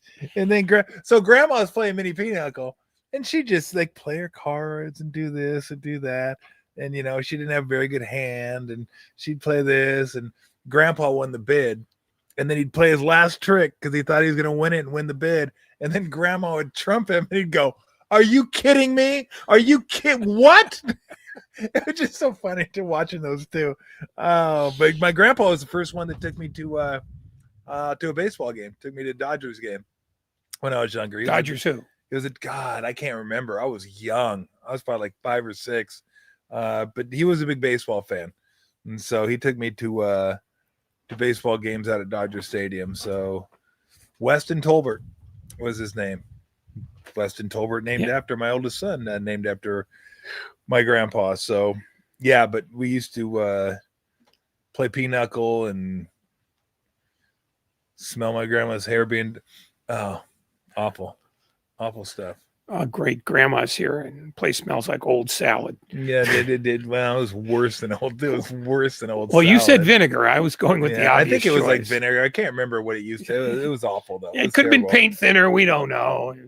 It was terrible. It was god awful. Is what it was. But no, those were good times. So we got to get into Pete Rose, since Rob Manfred's reinstated him, along with the 18 Black Sox or the 08 Black Sox? What year? 19 Black Sox. Is it 1919? 1919. So I missed on all accounts. I wouldn't. That's close. You had But I wasn't numbers. there. Oh, I got numbers. Yeah, there were I vowels don't in know if each they're- word you I don't know if said. they're the right numbers, but I have numbers. So he is reinstated, Pete Rose. So he's eligible. Doesn't mean he's getting to the Hall of Fame. He's eligible. Veterans Committee, which I think, if I read correctly, is comprised of executives, Hall of Fame members, and writers. If I'm not, I Well, could be there's wrong a on that. committee that presents a ballot to the Veterans Committee. So they're going to look, and they're obviously going to put him on the ballot, Yeah. because Manfred wants it. Then the question is, do vindictive old men choose not to be vindictive on a guy that you could be pretty vindictive about? yeah. You Is know, he in? Is he in? As far as you're concerned, would you vote for him? he would be tough for me, but not for the moral stuff. If you take all the moral stuff away, he's a compiler. Like the last 5 or 6 years of his career, he was an average, like a league average player by the numbers. So I would probably do it, but it wouldn't be something I would do with enthusiasm. I mean, I would vote for Dick Allen or Dave Parker without hesitation. I'd have to think about Rose some, just because the mythology around Rose is somewhat stronger than the body of work. Because unless you're looking just at the totals, you have to think about him some. I mean, he played 26 years. Yeah, but look how many years he had 200 hits. Yeah. I mean, he was one of the best players on the Big Red Machine. Fourth, I think. at best. Okay, he had Bench, he had Morgan. Perez. He might have been the equal of Perez. He might have been. He could have Perez been better was, than Perez. I think if you say you got to take one of those two guys off those teams, what's your better chance to win? I think you take Rose off, based on what he was doing at that point. I mean, his heyday was the 60s and early 70s. Yeah. But again, I would probably put him on because for me, the deal breaker on anything is, can you tell the history of baseball without mentioning this guy? And for good reasons and bad, I don't think you can tell the history of baseball. But they haven't, Rose. have they? I mean, he's in the Hall of Fame. He's just not in it. His story is in the Hall of Fame, like his hits. And I read an article where he's mentioned a ton in the Hall of Fame. Like, they're not trying to tell the story without Pete Rose. They're just not allowing him to be enshrined in the Hall of Fame. But here's the problem with the Hall of Fame. And as a voter, I can say this with complete conviction as long as I have another glass of wine. That's up to you. I know. Bottle's right next to you. If this is simply a matter of historical fact, he should be there. Bond should be there. Clemens should be there. Shoeless Joe Jackson should be there. Yeah. There are a bunch of guys who didn't get in because somebody found them unacceptable and convinced other people to find them unacceptable as well. But if you just want to go based on, look, he's a historical figure. And if you're going to put a plaque of him, of other guys on there, you got to put him on there. I mean, nobody talks about Dick Bartell anymore. He's in the Hall of Fame. I mean, there's a lot of guys who, got in basically because they didn't make any enemies. Rose made plenty, but if that's not the standard, then you probably let him in. Yeah. If it is the standard, if the Hall of Fame is still a place where vindictiveness can triumph, he probably isn't in, because he did piss off a lot of people. And he pissed them off for perfectly legitimate reasons, namely betting on his own team. Might have bet against his own team. We still don't know that for sure. Yeah. Well, I think I don't want to say it's as bad, but unless you're going to bet on your own team every single game, then you can't tell me you're not trying harder with your bullpen and your lineups in the games you did bet on and the games you didn't bet on. In fact, you might even rest guys in the games you didn't bet on to get them ready for a game you might bet on. Yeah, and the other thing is, if you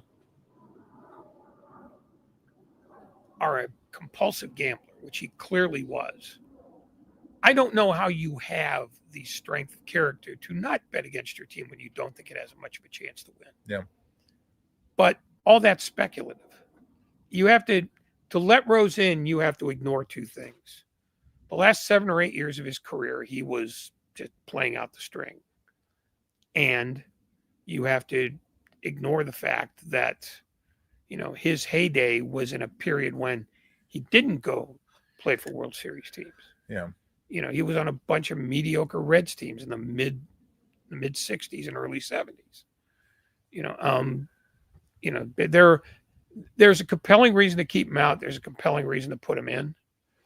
And just because I tend to be the sort of person who says, you know what? He's done enough. And even though he's mentioned in the Hall of Fame, you have much worse people who have plaques in there now. So I take out all the character stuff entirely. just say, here, you're in. And that way you'll just shut up and I don't want to hear your name. Yeah. again. Yeah, his haircut's a deal breaker for me. I'll tell you what, though. I mean, that haircut was It that was pathetic. inspired Mark Davis, awful. who inspired Awful. Adelman's kid, the coach of the Nuggets now. He's got that thing. No, he doesn't. Sure he No, does. he doesn't. Oh, yeah.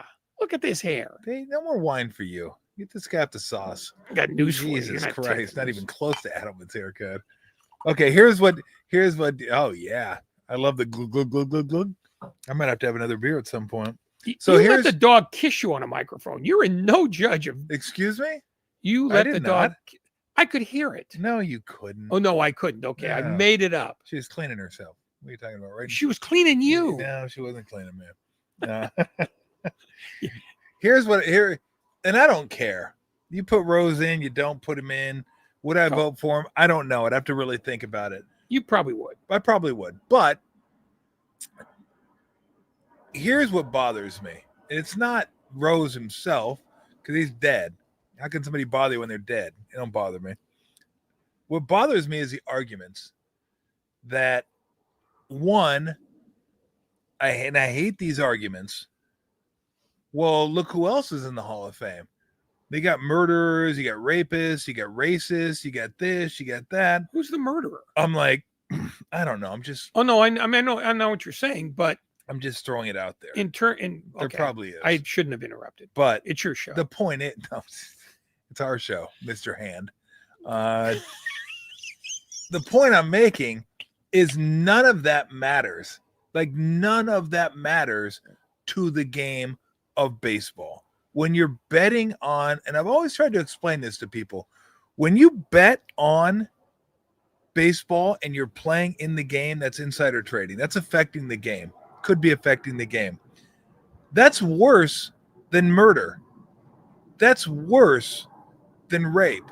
That's worse than whatever crime you want to come up with in the context of baseball, because those don't affect the game. This affects the game. Outside of the game, of course, those things are worse than betting on baseball. Not even close. Like you're going to prison for, at least you should, for years if you do those things. So it's worse, but we're talking about in the context of baseball when you don't want to turn it into the WWE, you don't want to turn it into a fixed product. So I hate when people say those people are in the Hall of Fame, yet Rose should be because he didn't do anything worse. Yes, he did in the context of baseball. I also hate the argument when people say, well, look at how gambling is intertwined in sports now, that baseball has embraced gambling.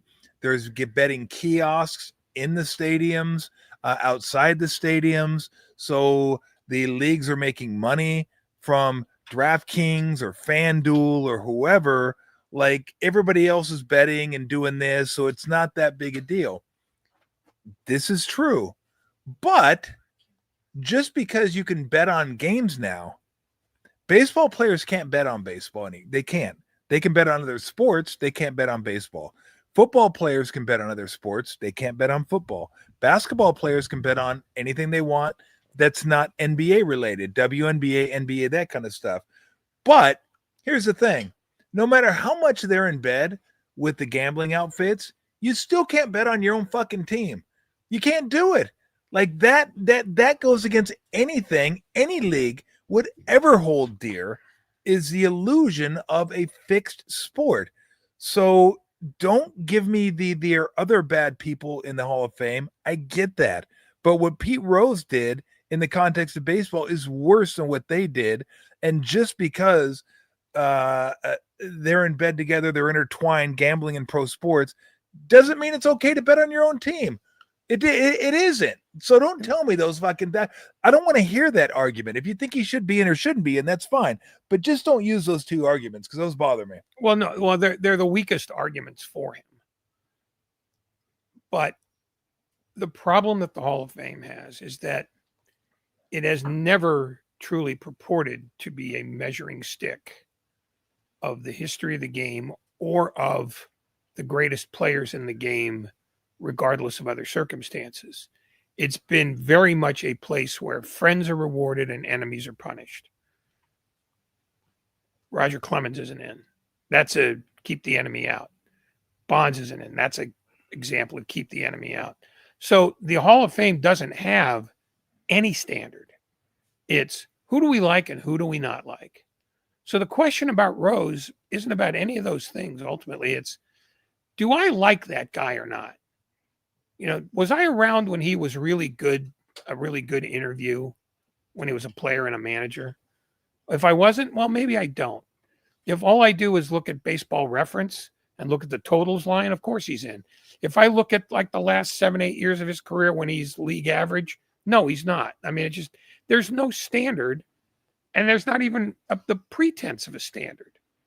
I mean, he got approved for this because Donald Trump got in Rob Manfred's ear, and because everybody believes, and probably rightfully, that Trump is the kind of vindictive weirdo who would go after baseball's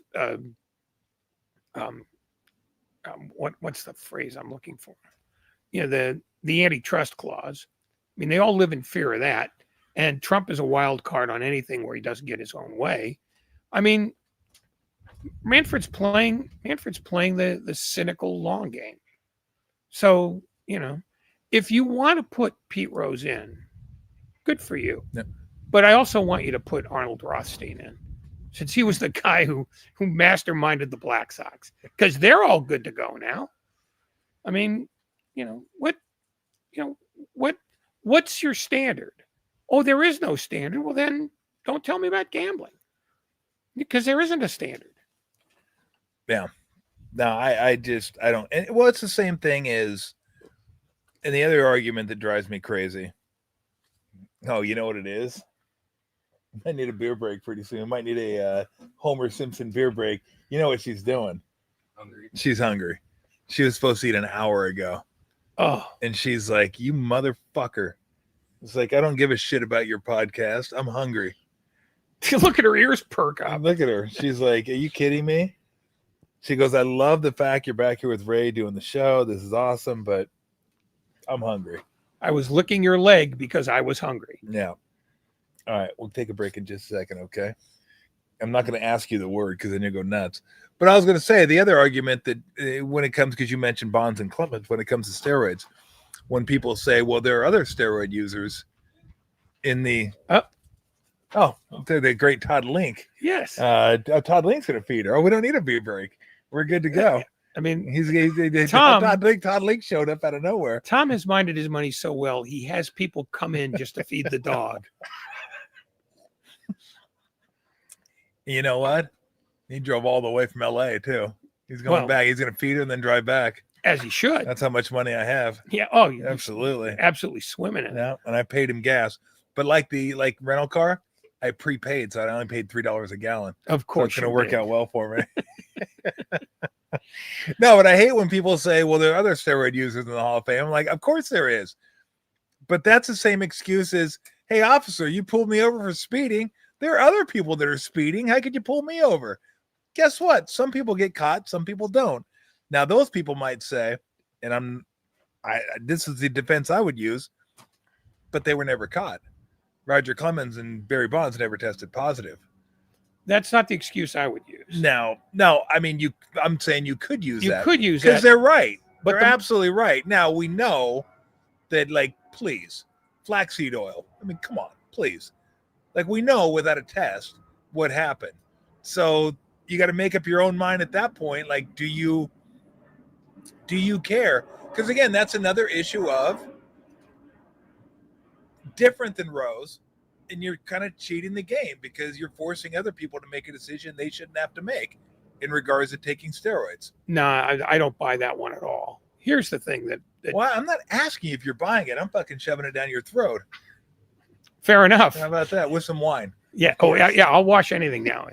No, the argument that works for me is, did baseball ever return a dime of the money it made off of Clemens and Bonds? Of course not. No. So, okay. So you were okay when you were getting paid, but you're not okay now because you're not getting paid. That's just extortion. That's just, where's my bribe? Yeah. So that's why they have to get in. Well, that's my I think that's the best argument, and that's the argument I would make. Is Bud Selig's in, and there are people in power during the steroid era that are in that knew what was going on. Bud Selig's saying he didn't know what was going. I had writers telling me, and I was like, "What? Like, go fucking get out of here, Bud!" Because writers are Yeah. automatically too stupid to know what they're doing. When in fact, the guy who broke the scandal was a writer. Yeah, I mean, come on, really? Yeah, that's the best you could do. Like, I didn't know what was going on.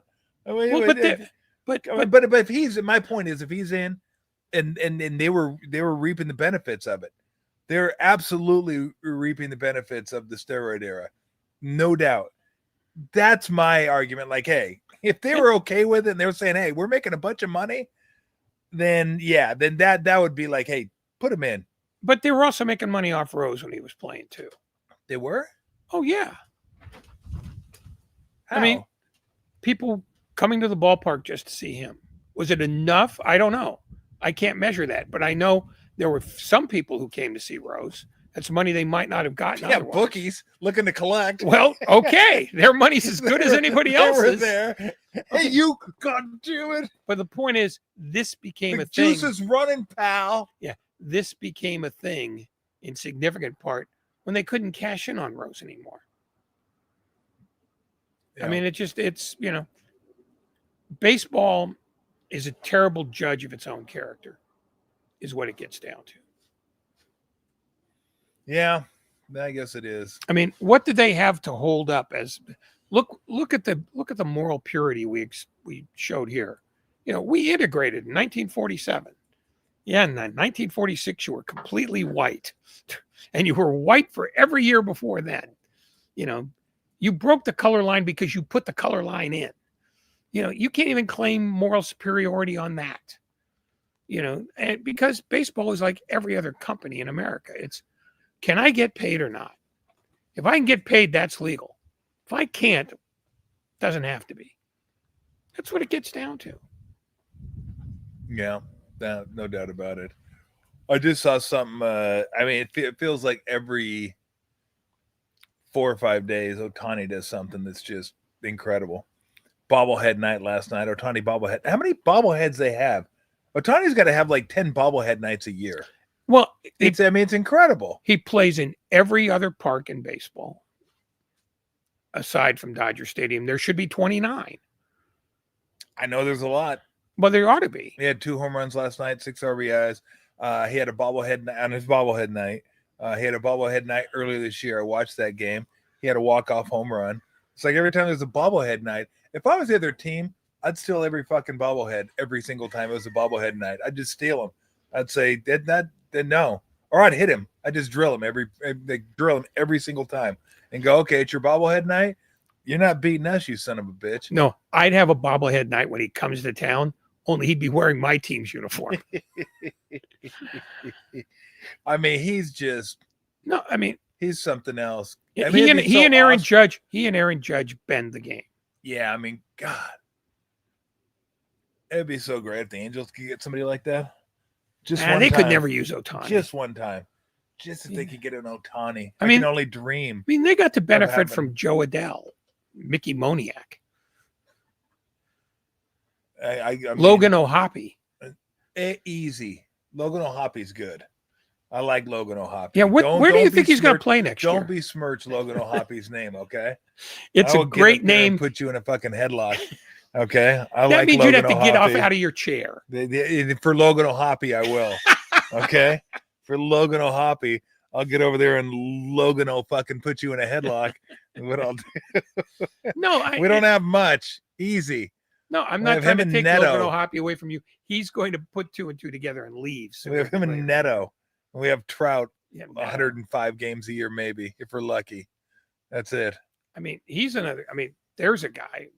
There ought to be a bobblehead for him every day at that ballpark. He is a bobblehead at this point. Well, yeah, but he left every body part that's no longer connected to him in the outfield in that ballpark. Yeah.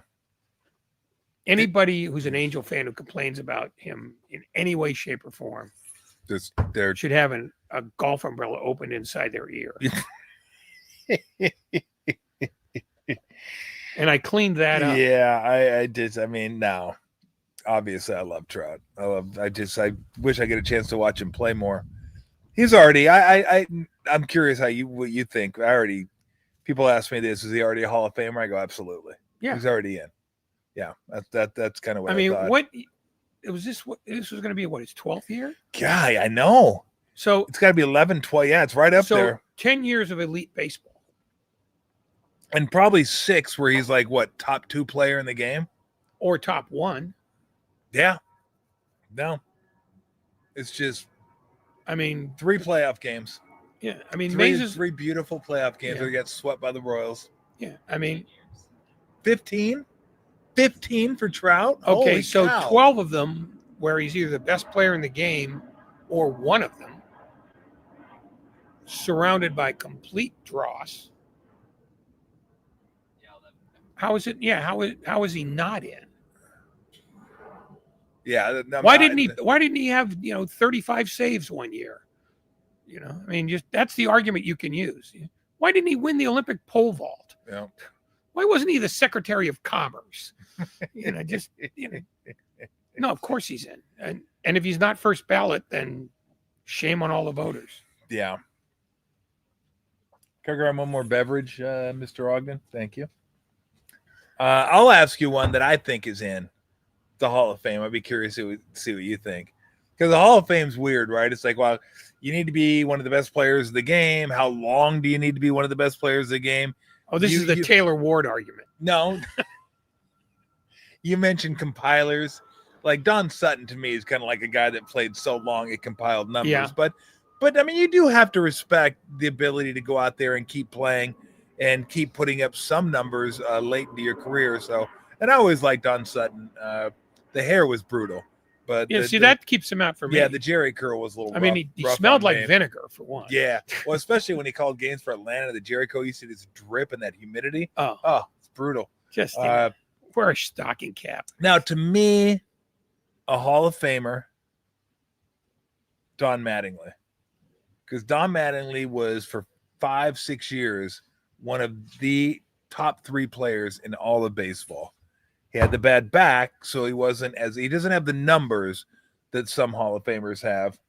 But I think when I look back on it during the 80s, and I've followed baseball for a long time, and I followed it fairly closely. Don Mattingly was the man. He was like the man, but he played for the Yankees. They weren't a great team back in the 80s. That was kind of during their down year, which I enjoyed, by the way. But I just thought Don Mattingly was such a stud that I think he belongs in the Hall of Fame for that burst of like 6 years where he was one of the best in the game. How do you look at Don Mattingly? He's a very borderline Hall of Famer. Okay. No, I agree with that. In that if you don't spend a good 20 hours on his resume, you haven't done your due diligence, because he's hard to. Yeah. He played a position where the standard was to hit a hell of a lot more home runs than he did. Was it though? Yeah. Was it? Like even back in the 80s? Oh, yeah. It's only recently that first basemen are no longer required to have 40 homers a year. You know what? I would have to dig into that. Well, there you go. That's part of it. And I think if you have to do 20 hours of research to make up your mind about him, you can just as easily keep him off as put him on. Okay, he led the league in hits in 84, led the league in hits in 86, where he had 238, 207. So for 1, 2, 3, 4, 5, 6 years between 84 and 89, he had 207 hits, 211 hits, 238 hits, 186 hits, 186 hits, 191 hits. How many homers, how many RBIs? Well, okay. Those same years, he had doubles, 44, 48, 53. Led the league in all 3 of those, 38, 37, 37. HRs those years, 23, 35, 31, 30, 18, 23. RBIs, 110, 145, led the league. 113, 115, 88, 113. Runs scored 91, 107, 117, 93, 94, 79. I know nobody cares about batting average, but I still do. Let's look at OPS for those years. Okay. So OPS those years 918, 939, 967. Led the league. Also led the league in slug that year, 573, 937, 816, 828. See, the 816 eliminates him for me. He No, led the league in OPS plus 1 year, led the league in OPS 1 year, batted 343. His batting average during that 6-year run was 343, 324, 352, 327, 311, and 303. So Okay. to me, that's a 6-year run where you're like, you're one of the best players in the game. Okay. Is that enough? Well, I was getting to that, which is of those 6 years, like the last 2 were not nearly as good as the other 4. So we're talking about 4 peak years. Yes, where he but the other 2 were pretty damn good. They were pretty damn good, but there were 4 years that were clearly better than all the others. Yes, yeah, correct. So the question is 4 years enough? And I think that's the argument point. Much more than that. If it's 6 years, I think you got to lean on the side of voting him in. If it's 4, I think it's a debate. And if it's a debate, there are enough voters who just say, if I have to think about it, he's not a Hall of Famer. I mean, that's a pretty sizable chunk of voters. Yeah. And I don't think if you put that resume in front of younger voters now, that they would be nearly as impressed. Yeah, because you might be right. Because more of them vote on more arcane metrics. Yeah. But even at that, the first base position was largely about power. But I will say this. Let me maybe this will sway you. Oh, I'm not arguing against him. He had 5 during this run. He had 5 All-Star games. He was MVP. He was 2nd in MVP, 5th in MVP, 7th in MVP. He had 3 Gold Gloves, 4 Gold Gloves, 5 Gold Gloves, and 3 Silver Sluggers. Now he ended up having 4 more Gold Gloves in his career, so he ended up with 1, 2, 3, 4, 5, 6, 7, 8, 9 Gold Gloves, MVP, 5-time All-Star, and 3-time Silver Slugger. So, I mean, you mentioned first base, but he did win the Silver Slugger 3 times, which is positional. So, again, I'm going back to, how old was I back then? 19 when he kind of started this run, 19 through 21. So that's kind of prime, baseball time. Well, it's prime memory making. Yeah. Too. And if you, if you consider WAR something that you would use, starting in 84, his WAR was 6.3, 6.5, 7.2, 5.1. That's that 4-year run you were talking about. And then 3.742, which is still pretty fucking good. After that, next year he was negative 0.3 and then 1.7, 2.8, 2.7, 2.3. He ended up with a 42.4 WAR by the time his career was done. So really, it's about how long. Like, what is it? A decade? You got to be dominant for? Is it 8 years, 6 years, 4 years where he's great? 6 years we had a good run. Well, I think that's the argument for people who think about it a lot. I mean, the baseball reference page, which I haven't referenced because I didn't know we were going to talk about Mattingly, was, is very helpful about career numbers and where they rank among them. Yeah. And I would be willing to bet that his career numbers make him at best a borderline Hall of Famer. Probably. And maybe not even a Hall of Famer at all. Probably. Because all those non-elite years count too. Yeah. So the question is, do you philosophically believe that a guy's best 5 years are all you should consider? Or do you have to take in all of it? Yeah. And the other thing, not to drone on, but the other thing is, like Silver Slugger and All-Star games, I never look at those because those are voted on. Those are opinions. if I'm going to do this, I want to vote on things that are incontrovertible. Like Silver Slugger, fine. Gold Glove, I mean, other players vote for that, and I don't think they give a moment's thought to how they fill their ballot out. The most thought they give is, who did I vote for last year? Oh, Mattingly's there. He's fine. Which is not to say he wasn't a very good fielder. Yeah.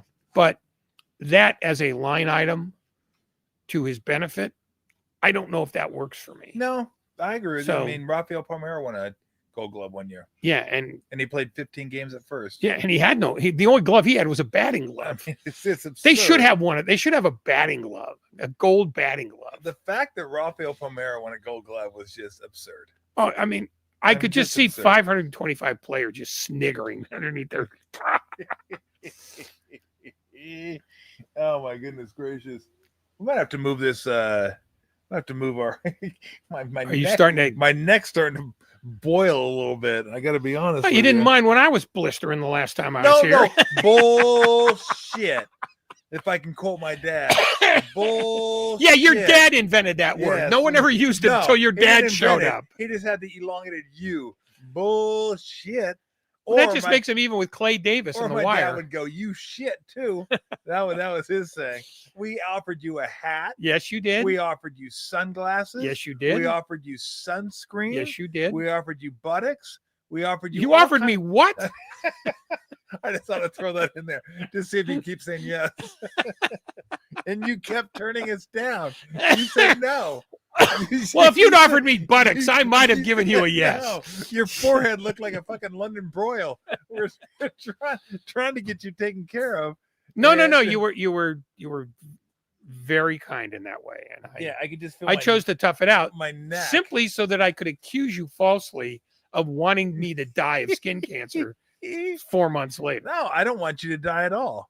Oh, yes, you do. No, I don't. What would I do without you? We can't do Because- this. well, but yeah, you could get You some of my kidding me? cool hats. No, like this you one. kidding me? This beauty. That is a great. What is that? This is the baseball team. It's an old school telephone, by the way. Yes, it's Hold the it up to the camera. it's the so people can Cuban. see- It's Where the camera's Cuban right national. behind the pole. It's the hat of the baseball team of the Cuban National Telephone Company. What? They had a team. What? Wow. Turn it back around. How'd you get that? Turn it around, dude. Show it to the camera. I did something really bold. I saw it on the camera. internet. Show I'm it. To pointing it right at him. there you go. Here. Where'd you get that? Well, I think Ebbets Field had it at one point before it went corporate. Ebbets Field. You Eb- didn't get it in Ebbets Field. No, there's a website called Ebbets Field. They sell a bunch of Oh, old okay. baseball I stuff. was like, what are you talking Yeah, I about? flew back in time to Brooklyn in the 30s when a team that never played there had hats for sale. I mean, that's a hat. It's you damn That's a right it's a hat. hat. I thought you flew into communist Cuba and grabbed that one, picked that one up. What as opposed to what? Medieval Cuba? I don't know. I just wanted to say communist. It's kind of fun. Oh God. God, that is hilarious. Yeah, let me fill my beer up here. This one is Which one is that? Cantaloupe Island. So it's a fruit-based beer. I'm guessing. Well, you're tasting it. You would know. I've never had this one. I went back. I went over to Cellarmaker yesterday, picked up beer. They and forced that on you because they couldn't sell Well- it to anybody else. I guess because I bought so much, he gave me this one for as a freebie. Oh yeah. So just- I thought I'd try. It's called inventory thinning. Well, I didn't get it. Now it has the hops, Citric Simcoe Crush. I like the hops, but I didn't get it because Simcoe. I mean, Cantaloupe's always that fruit you get in the fruit cup. Yeah. When you get like breakfast or you get a meal. It's the last one you eat, hoping that you're full before you have to tackle it. honeydew melon and cantaloupe. It's Yeah. like, really? I mean, can't they get rid of these somewhere? They always got to be in my fruit salad. Like, can I get a few strawberries? Can I get a few pineapple? Watermelon. Just give me some grapes, watermelon. Yeah, grapes. It's always borderline. cantaloupe and it's always honeydew melon. Yeah. In both of them, They're the same thing. yeah, they're filler. Yeah. It's filler fruit is what it is. What it is, it's flavored water. Yeah, it's just no. I Yeah. don't want your cantaloupe. So No. By the way, today's show is brought to you by the Cantaloupe Industry of America. I don't know a lot about cantaloupes, but I now know more than I ever did. so you're a no on Mattingly in the Hall. I'm probably a no. okay. No, I mean Who else you got? That's why he's borderline. Yep. Because I'm a yes. You're a no. Sometimes you feel like a nut. Sometimes you don't. Well said. Almond Joy has nuts. I think it's I don't know which Mounds don't. Mounds don't is what it does. And the beautiful thing about would it it is I do? wouldn't either one of them. You wouldn't? Nasty. You wouldn't? No, I wouldn't. Yeah, I'm probably not. Which favorite candy bar? Oh, probably Three Musketeers or Crunch. Oh, that was my dad's favorite. Three Musketeers. Three. I didn't like the creamy nougat. That Oh, was nougat just is what highly underrated. Yeah, I didn't like creamy nougat.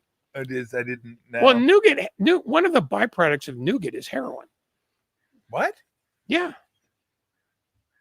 Explain.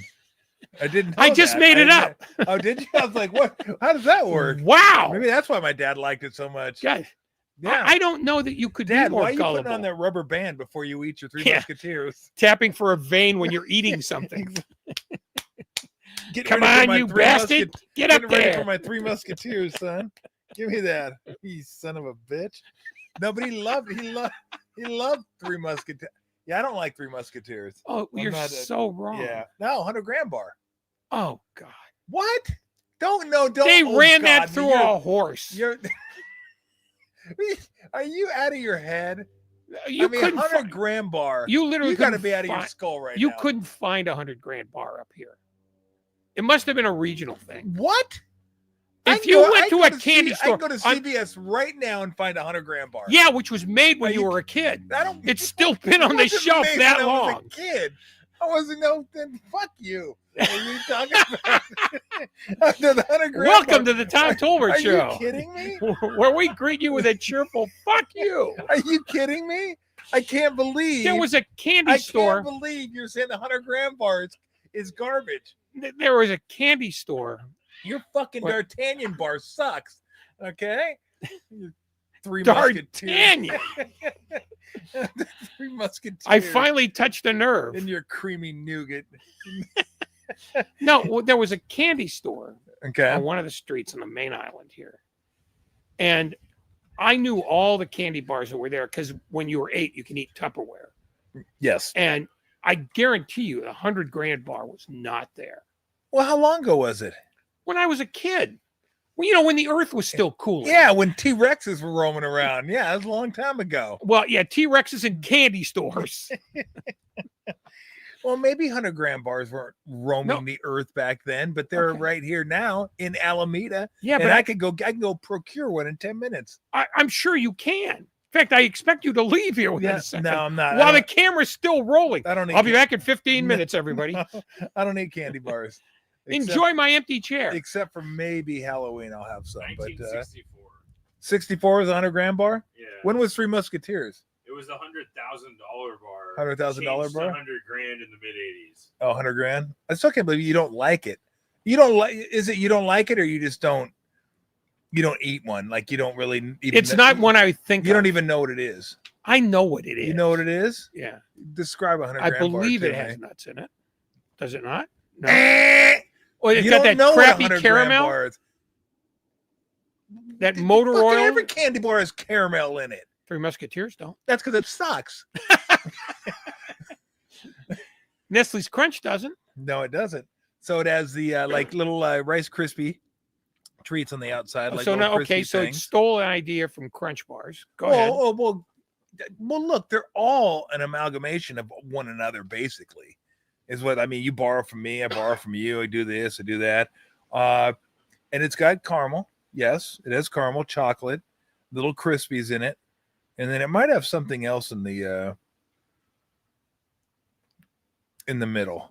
I'm not sure. Like Library paste. yeah, jaguar sperm. I'm not sure what it is, but it's yeah, it's secret. They won't tell you what the ingredients Oh, are. speaking of that, Speaking of jaguar sperm, Jesus. no, this can't is a wait segue to- you'll be proud I can't of. wait to you. I'm excited. One of my assignments at Defector, a website I work at, Yep. And by the way, you should read Ray at the Defector. And Defector, can you go to .com. .com? Yep. Got great articles there, and Ray's fantastic. So go check it Subscribe. out. Yeah, You subscribe. cheap bastards. You cheap bastards. That's how every pitch should be. Either Yeah. give us your money or we'll set your house on fire. Yeah. We don't care anymore. No, I agree. Because the best advertising campaign ever was the National Lampoon one. Buy this magazine or we'll shoot this dog. Did you ever see that? You must have seen that one. I didn't see that. There one. is a great picture of a dog like side-eyeing. Like he's on the cover, just this dog's head, like facing away from the camera, but side-eyeing you while there's a hand holding a pistol next to his temple. And just says, buy this magazine or we'll shoot this dog. Now, one of the advertisements that I remember most, and it made you feel weird about looking at it, like, is this a good advertisement or not? Was remember when what was it was either suntan lotion or whatever it was, with the dog pulling down the girl's bikini? Yeah, it's copper tone. Copper tone. That's what it was. And I was like, that's kind of cute. I go, but she looks like she's about 13. You can see her butt. Is that a good thing? Like, I didn't think that was like. Well, I wonder that they couldn't pull that off today. No, like maybe absolutely back in the not. 70s. Because they don't do it anymore. 70s, it was the 70s. It was. I mean, even if acceptable. you wanted to make the argument that dog as pedophile Yeah. is conceivable, you couldn't make that work today. And probably you shouldn't try. Not probably, you shouldn't try. I don't think there's a probably attached to it. No, there really is. Oh, great. That's a great thing about having a sports conversation with you. It's rarely about sports. It's rarely about sports. So no, I mean, we touched on it, but so Three Musketeers. Yeah. So you like Three Musketeers? I don't. Yeah. I love 100 Grand. I don't love it. I don't eat chocolate. I don't eat candy bars very often. When if you I'm gonna were- eat candies, I eat gummy snakes, like gummy twin snakes from Haribo. That's my go-to. That's Gummy what I eat. cannabis. Or I order boxes. Stop.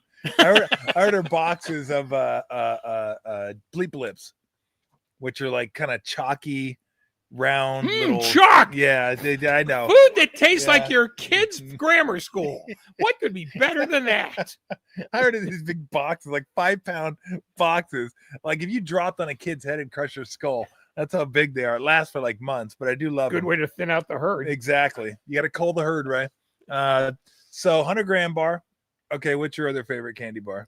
Well, Nestle's Crunch was always good. That's a classic. Yeah. That's a classic. You cannot go wrong Hershey's bar with that. period. Classic. Can't go wrong with that. Unfettered by those criminal nuts they used to try to hide in them. Those Yeah, are the awful. nuts. You can get rid of the nuts. Don't hold your head. You know what? Because you eat nuts, that's why you have the job you have today. You could be making real money. Instead, you're sitting here in somebody else's backyard on their cement, listening to us. You should be ashamed of yourself. I mean, I know I'm ashamed of you. And all because you eat nuts. Yes. Yes, all because you eat nuts. There's a reason why we invented the Yeah. nut allergy. It didn't Yeah. used to exist, Yeah. but we knew that anybody who would eat nuts Yeah. is clearly brain damaged. Mr. Goodbar out. Oh, absolutely. No, Mr. Good Goodbar. God. No, Mr. Goodbar. Bad movie too. I don't know that. I don't know if I ever watched Yeah, it.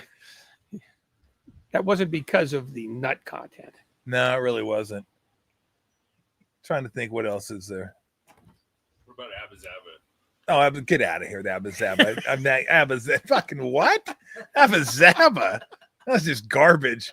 Peanut butter inside taffy inside Taffy. ass. I mean, it's just ass. Inside ass. It was literally It's ass-tastic. It was literally like a hobo shit Abba Zaba. Like Abba Zaba came out. Like, hey, Abba Zaba. It was so bad. Like, I mean, no. That was so it was like, oh, this is so bad. What do I want to do with it? I want to chew it longer. Let's wrap it around taffy. Oh, great. It's taking me 8 minutes to get through this shit. Somebody shoot me. Oh God, Oh. it was the worst. You know what I need? It A was the trip to worst. the dentist that lasts 9 Yeah. hours Yeah. with him with a chisel. Oh, don't worry about it. That will rip your fillings out by itself. You like chew long enough. I actually when I was eating remember those power bars? Yeah. I ripped a filling out eating a power bar one time. Hardly a surprise. They were made of glue. Yeah, I was chewing and all of a sudden I heard a clink. I was like, what the hell was that? And I took the power bar out of my mouth and there was a filling attached to it, just sitting there. And I go, I put my I and I don't normally do this, but I stuck my tongue in a hole. I was like, oh crap. I go, I don't Although have a filling in there anymore. Fairness, until you said the last part of that story, there's a 30% chance that could have been somebody else's tooth. It could have been. Yeah. Could have been Because somebody who else- knows what they put it in could that have been thing. somebody else's filling. For all I know. Oh, but power bars, but yeah, but Abazap. How many people are going to sue us based on this show? Oh, you know what? I don't know. Oh, here we I go. don't even care. Oh, you know what? Never a good thing when you hear it out of his mouth. Rocky Road, terrible Oh, candy bar. God. Terrible And candy literally, bar. but it was aptly named because it literally tasted like asphalt. It did. I remember his little red bar, little Rocky Road. Oh, yeah. Rocky Road bar. And it was like this tall Yeah. because I mean there literally was like broken glass and chunks of concrete and It's terrible. they basically made them at construction sites. It was like a road in Huntsville, Alabama. when I was growing up, I used to visit there. I was like, oh, these roads. They remind me of it's a Rocky Road candy bar. Fantastic. Although that was my dad's favorite ice cream, Rocky Road. You mean your dad who invented the word bullshit? Yeah, bullshit. You shit too. Rocky Road. I did nuts and ice cream can go.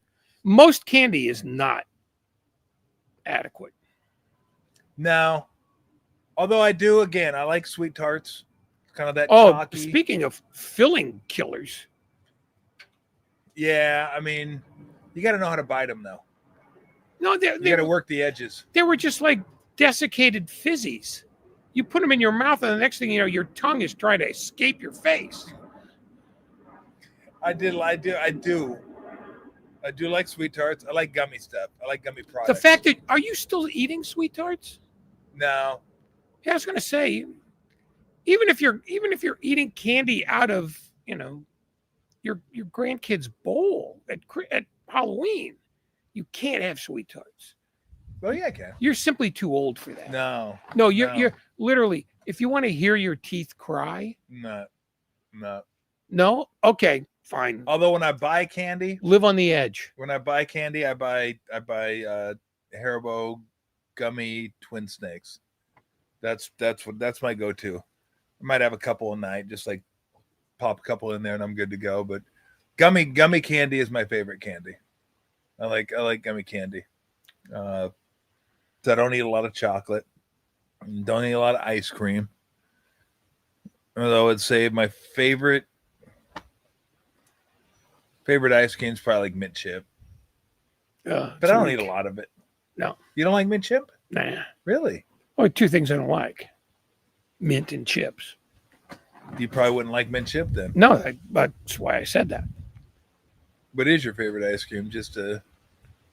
When I was eating ice cream, which I don't really anymore, probably just either chocolate or cookies and cream. Pretty standard. Yeah, I mean, I'm pretty lame. Pretty standard. I'm an aging white guy. I have no taste in modern culture. All right, so I went over Warriors. We got Niners. We got Brock Purdy signed today, by the way, in case anybody. Yeah, you're welcome, 49er fans. We did that. We did that. We're here. We did that. 5 years, 265, 181 guaranteed, I believe. Yep, you nailed it. I nailed it. So we got that. We got that taken care of. We touched on Stanley Cups a little bit. I don't think we did. We didn't. We mentioned the word Stanley. We did. I don't know if there's anything to get into. Oh, there's one thing to get into. What? Go ahead. If the Maple Leafs lose, which Friday they will, night, okay, let's say they lose tonight. The downtown streets of Toronto will be filled with the bodies of people throwing themselves out of high rises, because that's the thing they live for more than anything else. There is no fan base in America that comes close to Toronto for feeling the disappointment of the team they hold dearest. Not the Knicks, not the Cleveland Guardians, not the Browns, not the Lions, none of them. That's the team that lives with its own shame the most. And every year it's the same thing. They make the playoffs, they get excited. They're, this is a year. No, it's not the year. But they get their hopes up higher than anybody else, and the letdown is catastrophic, and it's hilarious. Because if there was a way to measure misery, they got it cornered. No teams like it in North America. None. And Drew Amanda told me that everyone in Canada loves it. Oh, absolutely. Everyone hates Toronto except for Toronto and Toronto fans. He goes, they're like the Yankees. He goes, yeah. They're not like the Yankees. The Yankees wish they could be like Toronto. That's how much. Well, no, I was going to say, he said they're like the Yankees in that they get oversized coverage for what they do. He goes, when they're not good, he goes, they still get all the coverage, and everybody's like, why do they get coverage? Why does everybody always talk about the Toronto Maple Leafs? They are the Lakers and the Cowboys combined. Okay. I mean, that's how monolithic they are. Yeah. And they haven't won since 1967. I was 2. Here's another plate of shit. Bon appetit. Plate of Abba-Zabbas, which is freaking just awful. We didn't talk about Champions League. No, we did not. Let's talk. What do we got there? We got one more round. Or are we in the finals? I think we're about there. Are we in the finals? I know. I watched a little. I don't think we're in the finals yet. I watched a little bit of the Milan game, the AC Milan. That was a sensational game. That was a great game, wasn't it? Yeah. That was a really good game. And it was great because nobody thought Milan was going to win. I don't think anybody wanted Milan to win. Well, that's the other Milan thing. Did. It's like what would happen if the Pacers won the NBA title. Yeah, we are into the finals. PSG and Milan. Oh, that's right. Yep. I keep thinking. I don't know what I'm thinking of. Yeah, I saw the Milan-Barcelona game. That was incredible. That was a really good game. The PSG Arsenal game wasn't great. That was kind of It was great because Arsenal crapped the bed yet again. I'll watch because I want to say it's not AC Milan, by the way, it's Inter Milan. Yeah. Is there against PSG. If we lived in, isn't it interesting that PSG finally gets there, and Mbappe isn't there? I can't remember his name from Brazil. He's not there anymore. Neymar wasn't. No, Messi wasn't there, was he? No, Messi was Barcelona. Yeah, Messi was there he for didn't a even sec. count. But okay, but no, well, now they don't have like the. I mean, I'm sure they do have the big name. I mean, they always. Oh no, they have PSG, big names. They have big names, but they don't have like the biggest names. But they're all big names that do not have to have everything funneled toward them. And that's the difference in soccer is you can have the best player, but the fascination of having the best player is tempered by the fact that anybody can take the best player out of a game with defense. Whereas if you have 3 or 4 guys that are really exemplary, you don't get beat. I mean, that's the takeaway. When PSG wanted the biggest names, they couldn't get it done. Yeah. Now they are a more complete team with sort of the aggregate player across the board is much better than they've ever had before. And now they're on the verge. Yeah, like I don't recognize. Like I'm looking at the roster right now. There's really like I knew like 4 or 5 guys on their team. Mattingly. Thank you.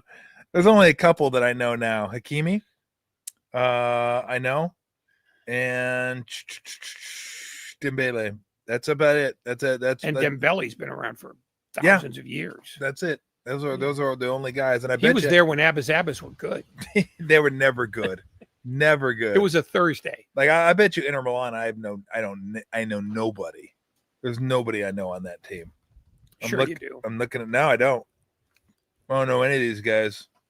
Like I knew guys on Barcelona, I knew guys on Real Madrid, I knew guys like that, but I don't know these dudes. But I'll definitely May 31st. So yeah, I'm definitely watching. I'm definitely gonna be rooting for Milan. Just why not? Why not root against PSG?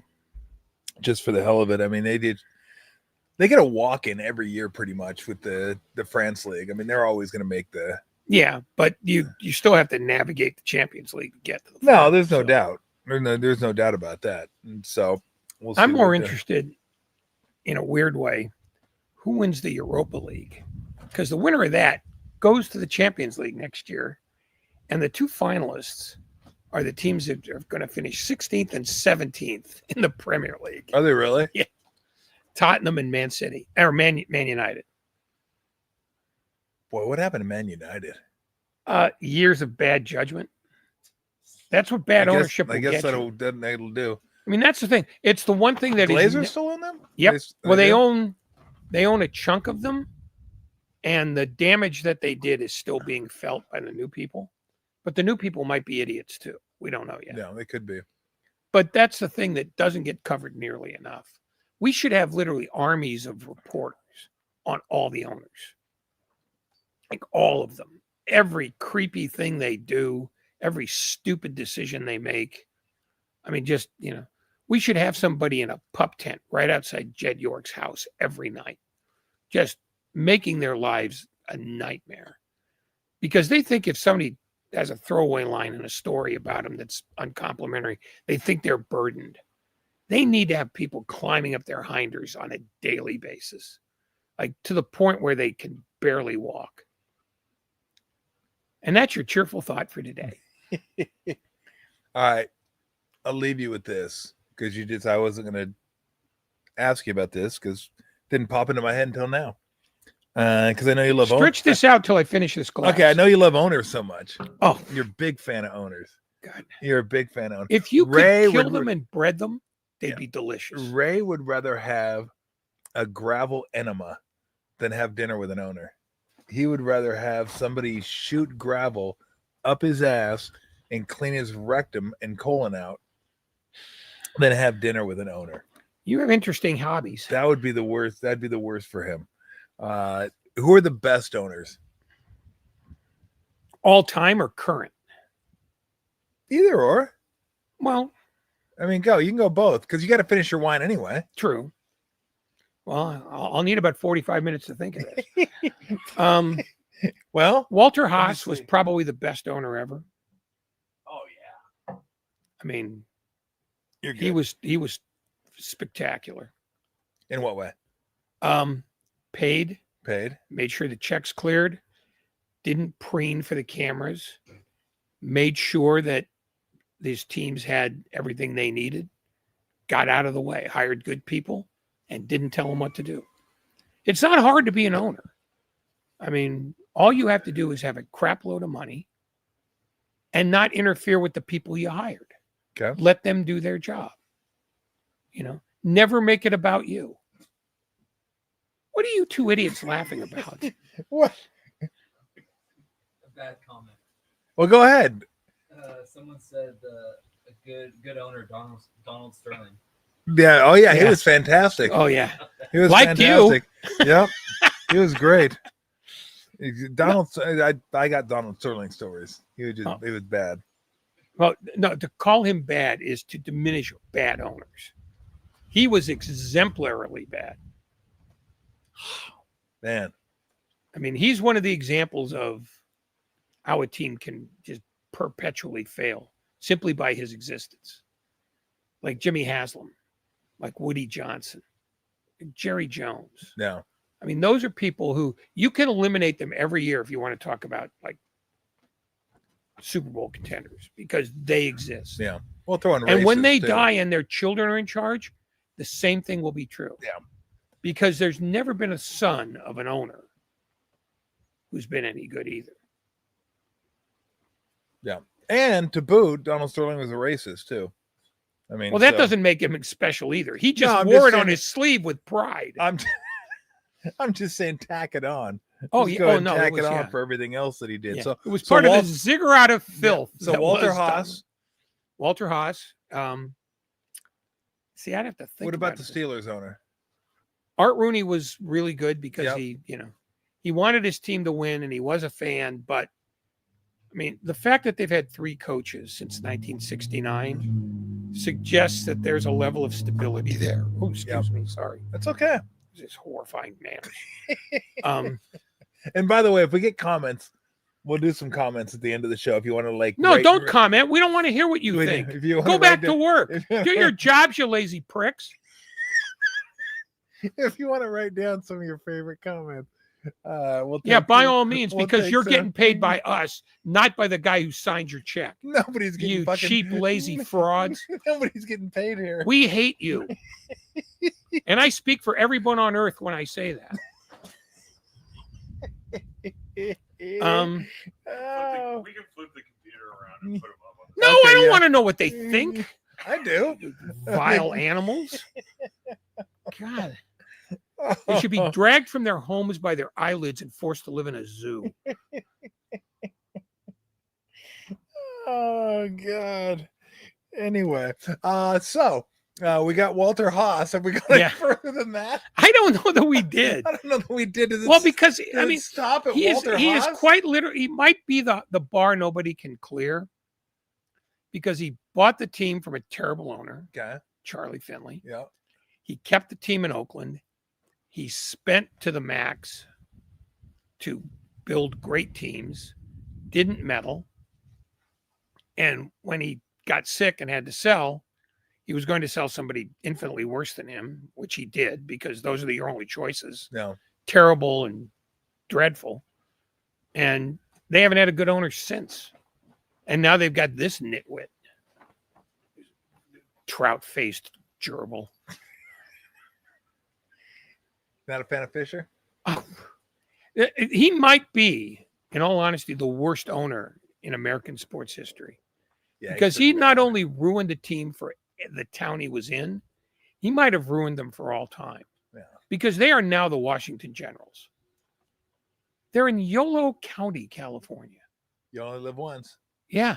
And they're dying there. I mean, and then maybe if they get to Vegas, they're moving to a place where nobody wants them except the governor of the state. They'll be moving from there in 10 years. I mean, they're going to end up in Medicine Hat, Alberta. Thing is, they're actually pretty decent this year. Oh, no. And that's the thing is, if you watch them play and you forgot who owned them, they're kind of interesting. Yeah. And when they play during the day, the ball flies out of that ballpark. Yeah, it does. But if they start to win, you realize that he might make some money off this team, and you want the plane to go down. Yeah. You just don't know. You just no more winning. The plane to go down. Just stop. I mean, watching Brent Rooker is fun. Yeah. You know, watching Shea Langoliers is fun. They have fun players to watch. Yeah. But they got paid by that guy, which eliminates any good feeling you could have about them. I mean, even the Clippers, you could point to a player and say, I like watching that guy, even if it was Corey Maggette, for Christ's sake. But you could say, I have a favorite player on the Clippers. You can't have a favorite player on the A's. I mean, if you live in Sacramento, you can't get, invested in any of those guys because in 3 years they might leave. And when they get to Vegas, if they do, you can't get invested in them if you live there either because in 3 years they could move again. They're horrific. I mean, they literally are the Washington Generals. Well, that's why I couldn't. People are asking me, would I go their last season last year in Oakland, go watch a game?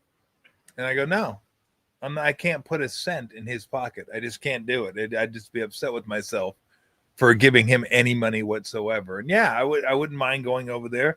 I used to go to a couple games a year. It's close. Pop over there. I was there for the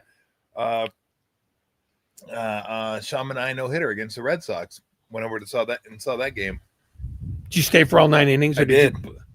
Wow, it's funny because you couldn't get a ride. Well, because the man that turned the corner there, Todd Link's a huge Red Sox fan. He came with us. Oh, so you got to enjoy his misery. Yes. Beauty. Schadenfreud's the best. Absolutely the best. It is more powerful than sex. Exactly. If I had a tombstone, it'd just say Schadenfreude on it. Yeah. But I won't have one because I'll have an urn. I'm glad I'm dead maybe. because it made you sad. Oh God. So let me ask you this, because I've given this some thought. Oh, this will be good. Yeah, and I'm not. I won't say I'm completely unserious on this, but I've always thought, if I knew I was going to die, how would I kill myself? Because I don't want to die laying in a bed in a hospital. That sucks. Watching Stephen A. Smith. No, well, no, that would not be my way to go. Oh, sure it would. You'd beg No, for death. No, well, no, I know, but I don't want to die. It's just I know I'm going to die. I'd like to jump out of a plane with no chute over the ocean and just splat in the ocean. Like, that'd be my way to go. Because then I'm going green. I'm feeding the fishes, feeding the show, whatever. And I feel like I'm doing the environment a service. I'm doing the family a service. They don't gotta do the urn thing and the memorial thing, and they can just go out and throw some fucking balloons up, and everybody could have a celebration of life or whatever they want to do. But I don't got to be a part of it anymore. And I get a great view toward the end. Hopefully I can be face down. I don't want to be face up. That would suck. But that would be my way to go. Like, if I knew I was going to die, I would love to jump out of a plane over the ocean and just leave me out there. That's, if I knew I was going to, that's the way I want to go. Have you ever thought of that? Like, I've thought of it now. Okay. I want to be a burden to my children. I want to linger to the point where they are paying for my medical care and they hate me every day because, frankly, I've hated me every day, and I'm right about that. No, I want them to be miserable. I want my belongings to be put in the street and set on fire, and their inheritance will be them with a bag and a shovel. No, I've never thought about that. And you should. Okay. You should give it some thought. I'm not gonna be tossed out of a plane to go head first into the ocean. Well, you're not gonna go head first. What does it matter? You're 10,000 feet up. You get 2 minutes of bliss and then done. How is that 2 minutes bliss? I'm just sitting here thinking about. I'm screaming at the top of my lungs because I know I'm about to end up eating my own femur. But you're dying anyway. Well, it's just now you know exactly when you're gonna die, which is about like 90 seconds and counting.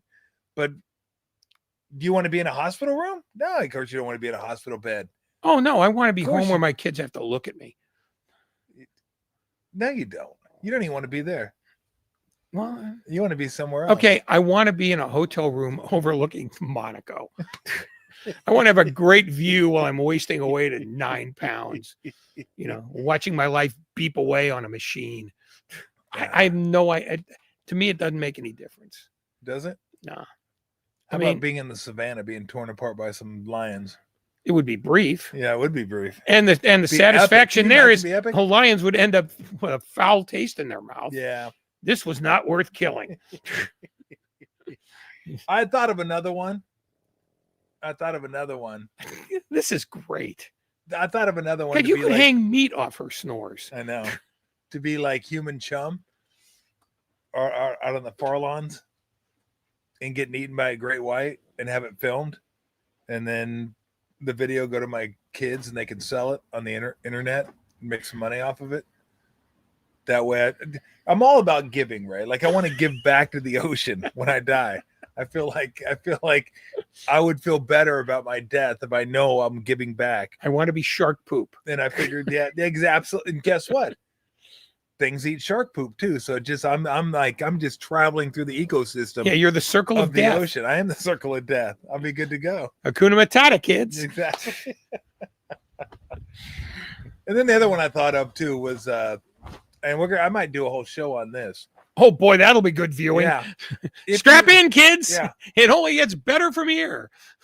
If a family member or a loved one, probably a parent, passes away, and you could taxidermy him, what position would you put him in?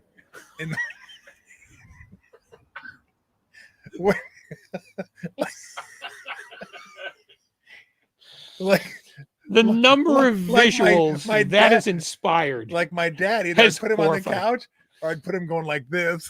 Like, yeah, I told you. Bullshit.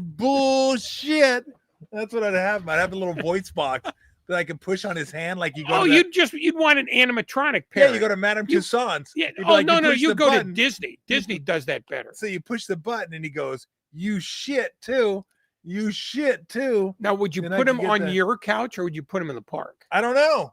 No, Well, not the park. No, they got to be in the house. I don't want people fucking with them at the like if it's my mom or dad. It's okay if they're fucking with him in your living room, though. Yeah, but I'm not gonna invite hobos to my fucking living room, and they might be cruising around the park and messing with my loved ones. But I wonder if you think anybody's ever taxidermied their loved one? Oh, probably. Can you? Oh, wait a Is that minute. even legal? There was a pope. I'm not talking about Ed Gein either. I'm not going There was a pope. Texas Chainsaw Massacre. There was a pope who died, Yeah.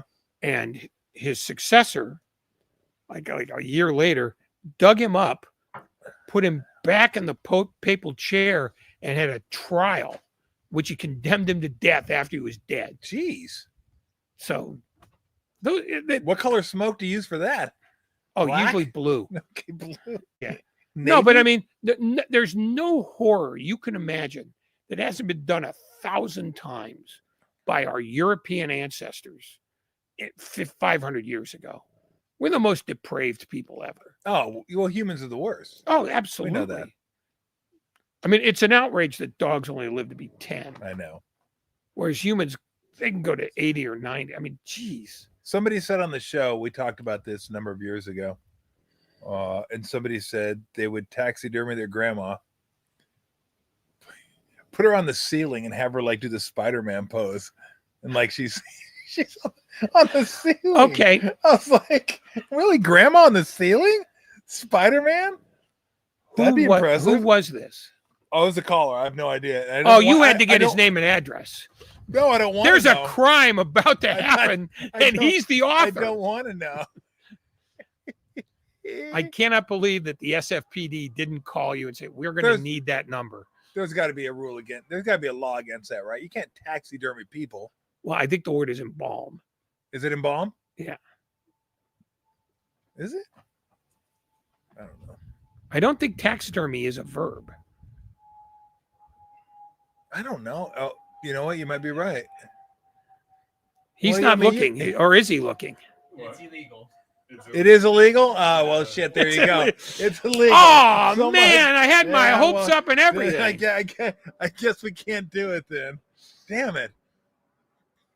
So you can't embalm people or taxidermy people or whatever the hell it's called. Taxidermy people.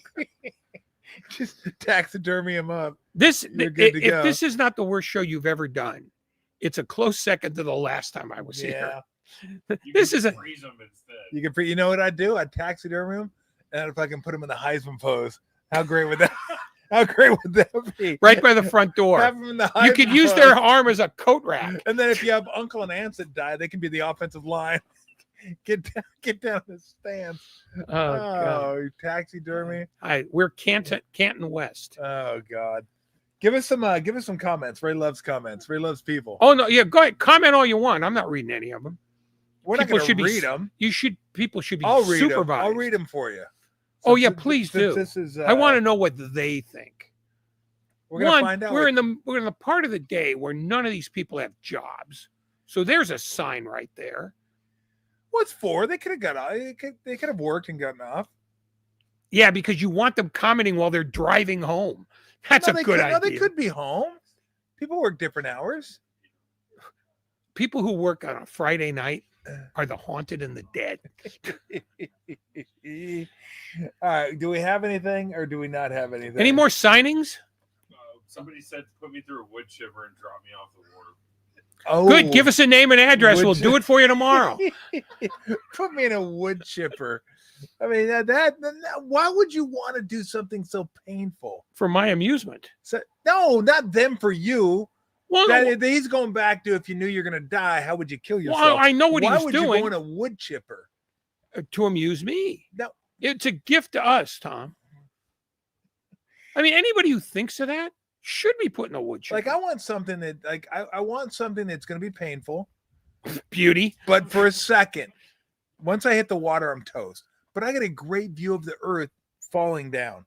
So I'm good. I'm not worried about my chute. I don't have a chute. and I'm not worried about dying because I'm already going to die. I'm good. So, Do you realize how much it's going to cost to go to your funeral? We'd have to rent boats. no, you don't have to. You just leave me out there. You're good. I don't need a funeral. I'm good. Well, we I'm need good. to know that you actually succeeded. No, well, you have to take my word for it. I mean, if you roll up on shore and you're just damaged, I mean, that take my sucks all the word for fun it. out of it. And I told West, and I go, if I can't do that, You told this to your kids? yeah. What is God, that's a Well, cry for help. like I said, I kind of want to do it. Oh I God. kind of want to do Weston, it. come here. I want to Yeah. tell you how I want to kill myself. But if I can't do it, I want a Viking funeral. I want to be sent out on a little wooden canoe. I want the silver dollars over my eyes. And then I want to have an archer shoot fire into it. And it goes, I'm just in the bay on fire. I think Well, that's that's probably more fun. that's probably illegal too. But Well, I mean, what else do we got? you're littering the bay. John Joseph. Oh, John from jail. Joseph. He said you can just pickle them and keep them in a giant jar still, though, Pickle them, keep them in a jar. instead of the taxidermy. Why waste the jar? Yeah, that's a huge pickle jar, though. Yeah. You Oh, can that- hold that- a lot of quarters in That, that. that pickle jar is massive. The chat is also still talking about candy. They're still talking about, Still talking still about talking about candy. What do they have for candy? I knew everybody'd be fired up for candy. The diabetes hotline with Tom Tolbert. That's right. Milk duds, Whoppers, No, Milk no. duds, no. Whoppers, no. lifesavers. No. no, York peppermint patty. no, Oh. no. York peppermint patty out. Now the lifesavers I did get every Christmas. I got the little book. Oh, little yeah. lifesaver book that your mom. That was one of the great marketing decisions of all time. Yeah, that was because the book would last forever because nobody ate any of the Yeah. lifesavers. I like lifesavers though. The cherry ones. Cherry ones are okay. Nah, No, Reese's. no, Reese's Nope. not me. not me either. Not me. What else you got? What's that? Ring pops. Ring pops? No. Remember the ring pops Yes. you used to wear and then suck? Yeah. Hi, No, I'm the it's- Pope. Yeah. Hot tamales. Nope. Nah, they're okay. Whoppers, now and laters. Now and later, no. Juji fruits. No. Juju fruit, no. Absolutely not. Pixie sticks.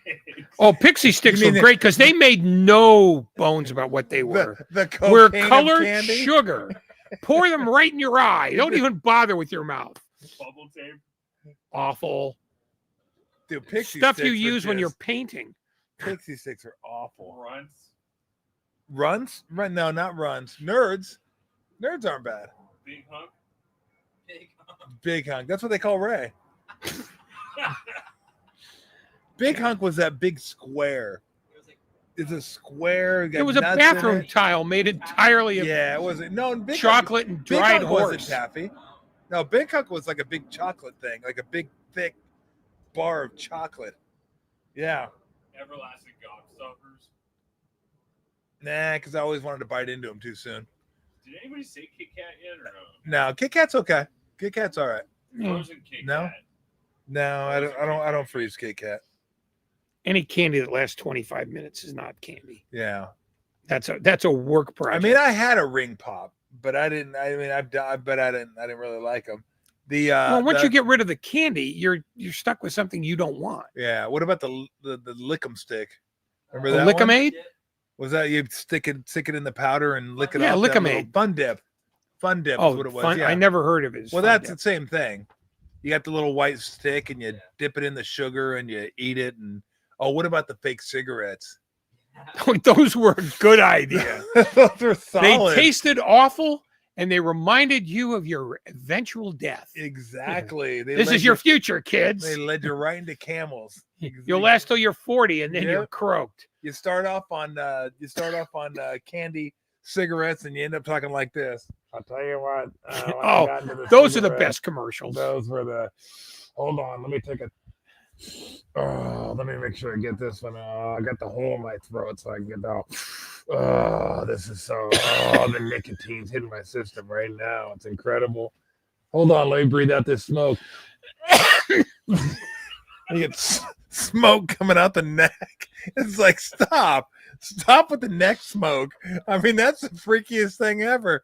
When someone's like sitting there and their mouth is closed and smoke's just coming out. And you go, why didn't you get a job on the Addams Family? Like they're a fucking train from 1867. It's like fucking, here comes the smoke. Or the Yul Brynner ad.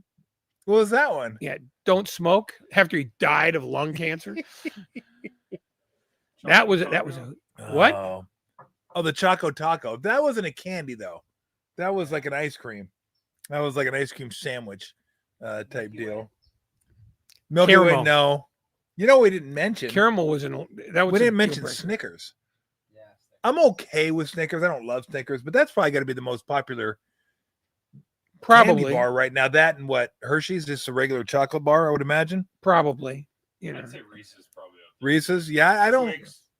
Twix, yeah, I don't. Well, Twix is just Nestle's Crunch with crappier chocolate. Yeah, well, it's got the caramel.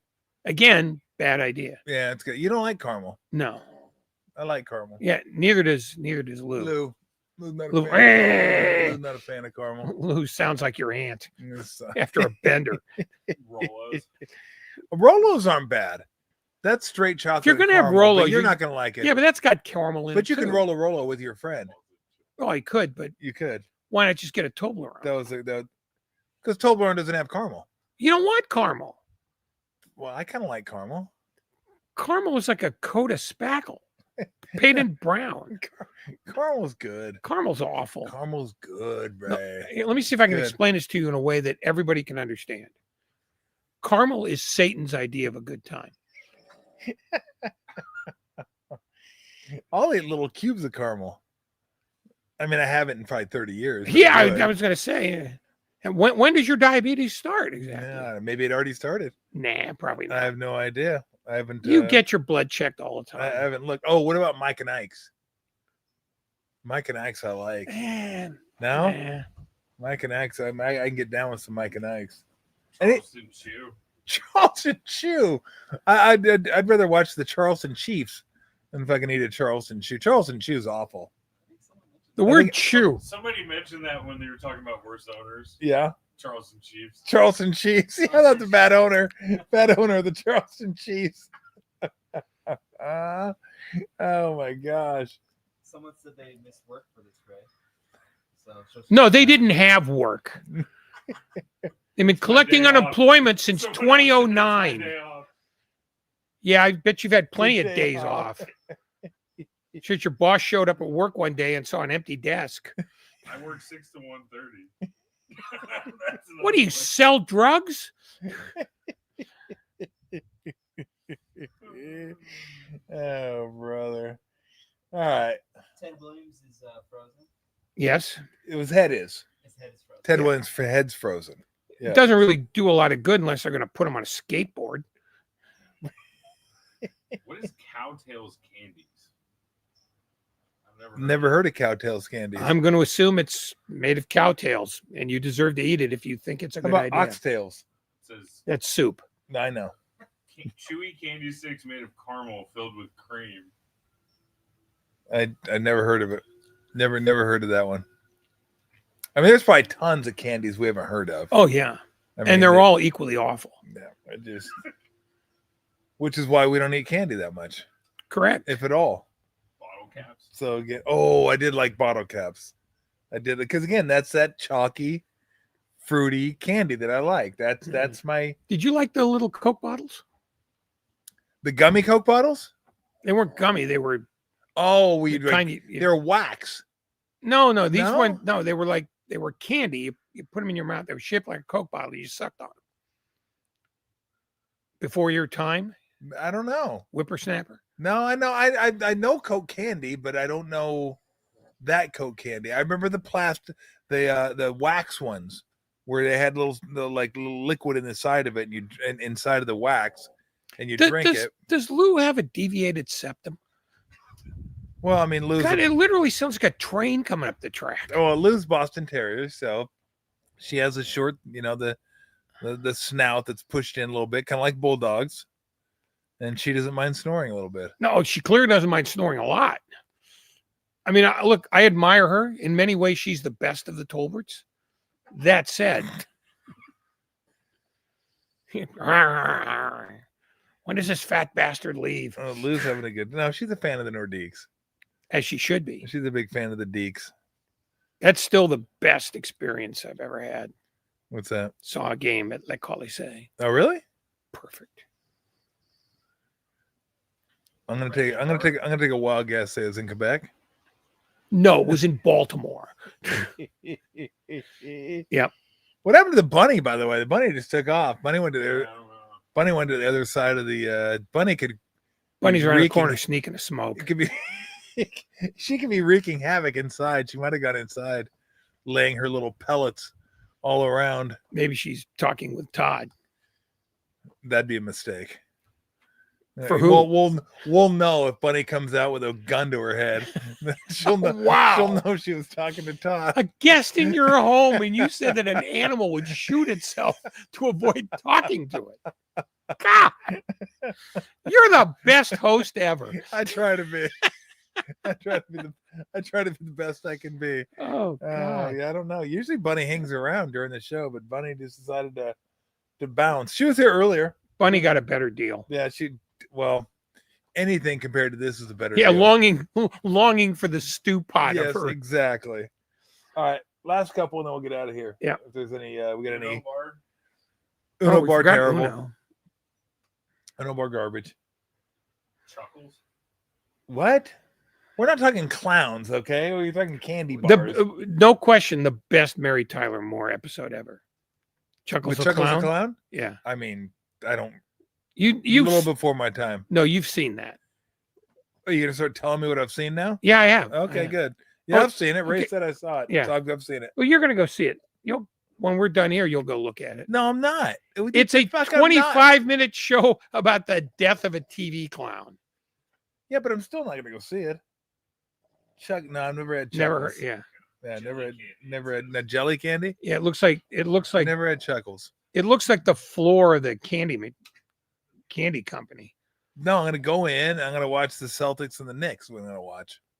Who do you like?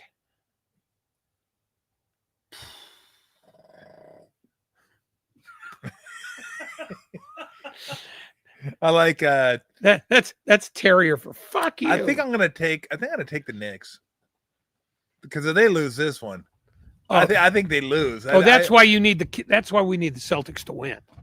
No. So I the know. game 7 is an absolute crap. Well, show. that's the problem. My mind says take the Knicks, but I want to see the Celtics win because I want to see game. Your 7. heart says Celtics, I just want to see game 7s. and your spleen says Wizards. My spleen says Cantaloupe Island is what it says. So, By the way, that's the team. They might be the most. I mean, I was talking about the Leafs earlier, but they make the playoffs. Yeah. The Washington Wizards might be the worst franchise in American sport, they're bad. They're bad. and been bad. They had to go back to the Bullets. The They haven't made Baltimore the- Bullets. Have they even played the? Have they even made the?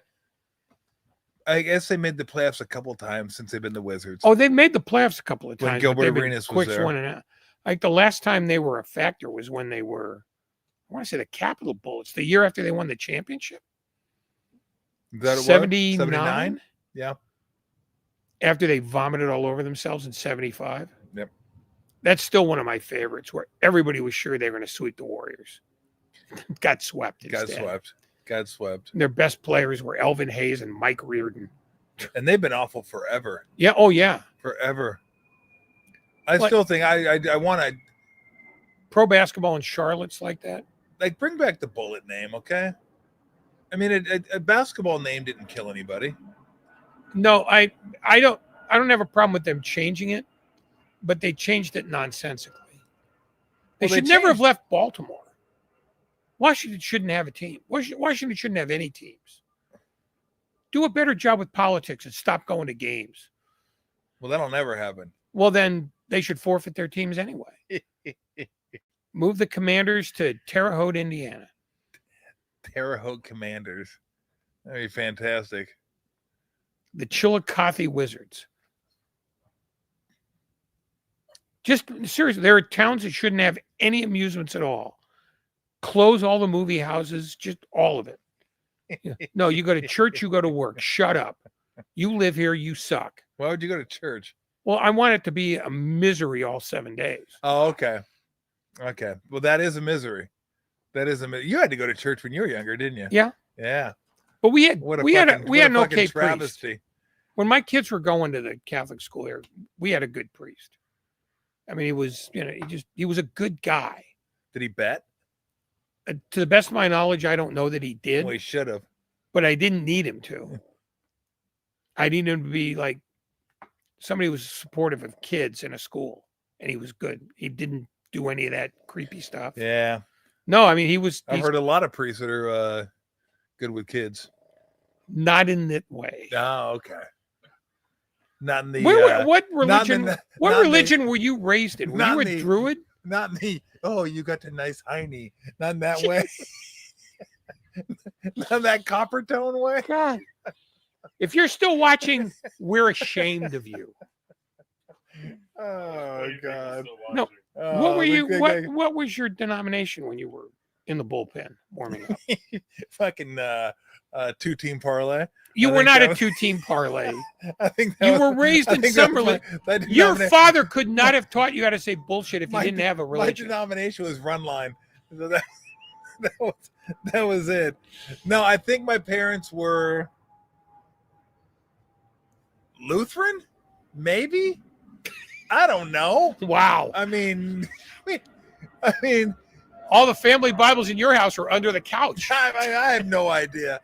We went to a church on Christmas Eve. Christmas and Easter, and that was it. And then we went occasionally, and So nominally Christian.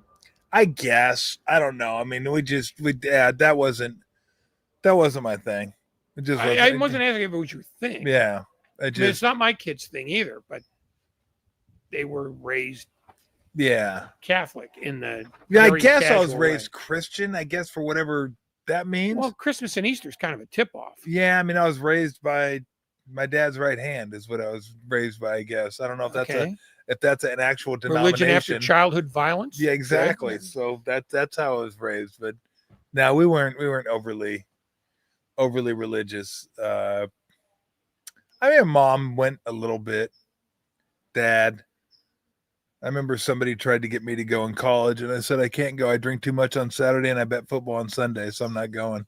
Well, that was your religion then. Oh, it is my religion now. Yeah, you became Still. a Tagliabooist. I did. Absolutely. A losing moneyist is what I became. So Are you no, better now I think. at gambling, not at going I to think church? no, I don't know. Like, I think I know what I'm doing. Problem is money management. It gets everybody. Well, I mean, that's why gambling. tilt's the worst. That's why Vegas wins. Yeah, because tilt. Because they know you can't handle your money. Absolutely. If you could handle your money, you would be booking the bets, not making. tilt. At what point did you, when you were growing up, because you grew up Catholic, Yeah. church, all that Yeah. kind of stuff. At what point did you grow up and go, not sure about this? I'm not sure about this. Probably 7th grade. 7th grade? When I stopped going entirely, it was after I left high school. Because at some point it became performative. I'm just going so that, I mean, I've already watched Rocky and Bullwinkle. There's nothing to stay for until 10 o'clock. I love Rocky and Bullwinkle. They haven't made Natasha a and cartoon that Boris. good since the 60s. Rocky and Bullwinkle was great. Best cartoon. Was it? Well, It wasn't my favorite. Bugs Bunny was the best. Bugs Bunny was the best. But by that, I mean all the Warner Brothers from 1935 to 1955. I think my favorite is probably Scooby. Oh, no. How could you be so wrong and yet so cool? Why am I so wrong? Because Hanna-Barbera sucked. He could suck, but Scooby could be good.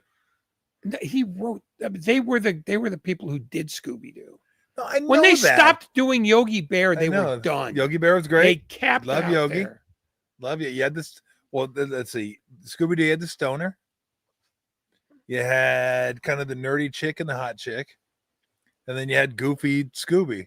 And then you had Scrappy Doo, who was the worst ever. Scrappy Doo was one of the worst characters of all time. But you never, yeah, but you I never. bet Scooby. Come on, you can't. How can you not like Scooby? It's not a question. The plot was the same every time. It was The animation was the same every time. So was Gilligan's Different Island. head on the same running body. So is Gilligan's Island. Same every time.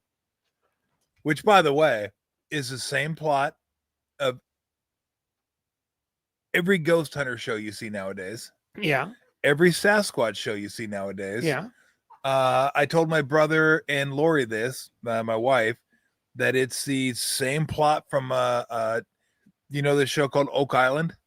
I've heard of it. Okay, where it's like, oh, we found a screw 20 feet deep. There's got to be a city in gold down there. It's like, no, it's a fucking screw. What are you talking about? You keep me over to the next episode because you found a bolt 10 feet deep and you think I'm going to, like, if you find something, I'll know about it before the show actually shows me. Just like if there's a ghost or if there's Bigfoot, I'll know about it before the show tells me. Don't keep telling me you're close to finding fucking Bigfoot or a ghost. You're not at all. Just like Gilligan said, we almost got off the island and you didn't because you came back for next episode. So don't give me your shit. Mike, It's 40 years old. I know the gag. I know where it's leading, and I'm not watching.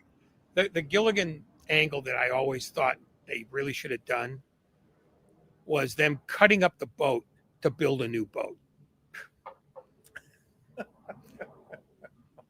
No, but every horror movie can be reduced to that commercial where the four good-looking teenagers are going, why don't we just get in the running car? No, let's hide behind the chainsaws. Yes.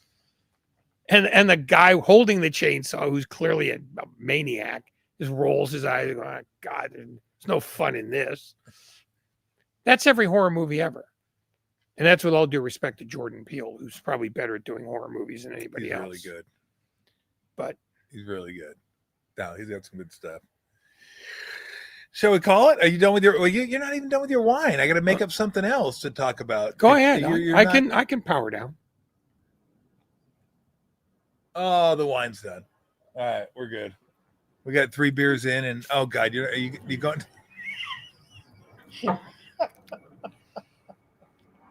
You can take that home, by the way. Oh, believe me, I just need a flexi straw to fool the cops. You go. Well, no, I got I got the cork. Put the cork back in. No, is that ever going to get consumed in this house? No. All right. And it's much too. Well, good. maybe one of these two reprobates might want it. They got beer. I got beer for them. I mean, they can't be doing this sober. And you have a no. That's too good for this house. Wait a minute. How much is any of those cans of beer you bought? $4. Okay, and how many did you buy? Well, I bought a case plus that's 12. 7 4-packs. All right. A case About $150 in beer. Okay, that's not $150. So you've bought that much in beer. It's not, yeah, but I'm going to drink it over the course of a month. A month? Try a weekend. No. Come on. No. You give me way too much credit. No, well, yeah, but you also have grandkids running around. If you're sober for any of that, shame on you. No, no. I'm not going to. Okay. No, it'll last a month. No, a month is too much. No, because a case. 2 weeks. I brought 30 beers. No, it'll last. Yeah, 2 Wait a weeks. minute. 2 You weeks. said 7 4-packs. Yeah, so 2 that's weeks. 28. That's 28 beers. That's 40. That's 2. Yeah, 2 weeks. Okay, 2 weeks it'll be gone. Okay, 20. So that's a beer and a half a day. Yeah, beer. Yeah, it's about right. I drink anywhere between 3 beers a day, I would say. And I'm telling you, she's got asthma. I don't know what she has, but she's comfy. Oh, I don't doubt that. She's super. She is super. Put the microphone next to his face. You know what? That's people listening to us right now. Yeah.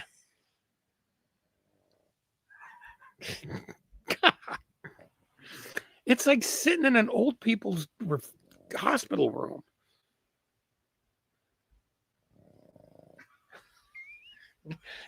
Are you picking that up? Oh yeah, that's great. Oh, yeah, Lou is. Even before he moved the microphone. Oh really? Yeah. You can hear it.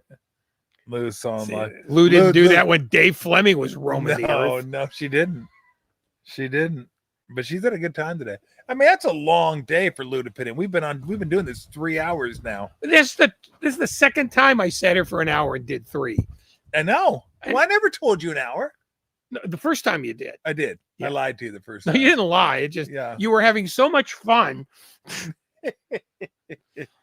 But this time I just told you come on over. Yeah. So there we go. We got. And it's not like I had a disease to cure back home. We got 3 hours. That's what happens. Yeah.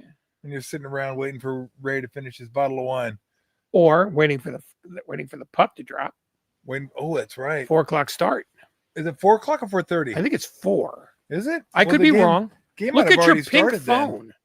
The game started Wait, already? what is that? Oh, that's an Arizona decal. Let's find I out. should have known. No, we're good. We got 5:00 start. 5:00. Yeah, start. so you're there's gonna- only one game tonight. So you're gonna isn't get there? home to watch Oh, Panthers easily. Yeah. Leaves, and then I think we got That's going to be such a hilarious and game. then when 5:00 the Leafs start lose. Celtics Knicks. Yeah. What do you got in that one? Hmm? What do you got? Celtics, I got Knicks? Knicks. Oh, I've got an active rooting interest in the Celtics. Do you? Oh, I want Game 7 okay. to be an angstorama. Okay. Because that's all I want. 7 games out of every series, as many overtimes as I can get, and I want fan bases eating their own livers. That's what I want. You give me that. With a nice bottle of Chianti. No, that's fava beans. Whatever. Are you still getting candy stuff? Oh God. Honest to God, these people have one thing on mind. People love their candy stuff. All right. All right, let's get out of here and get you home. You got a half an hour to watch the games.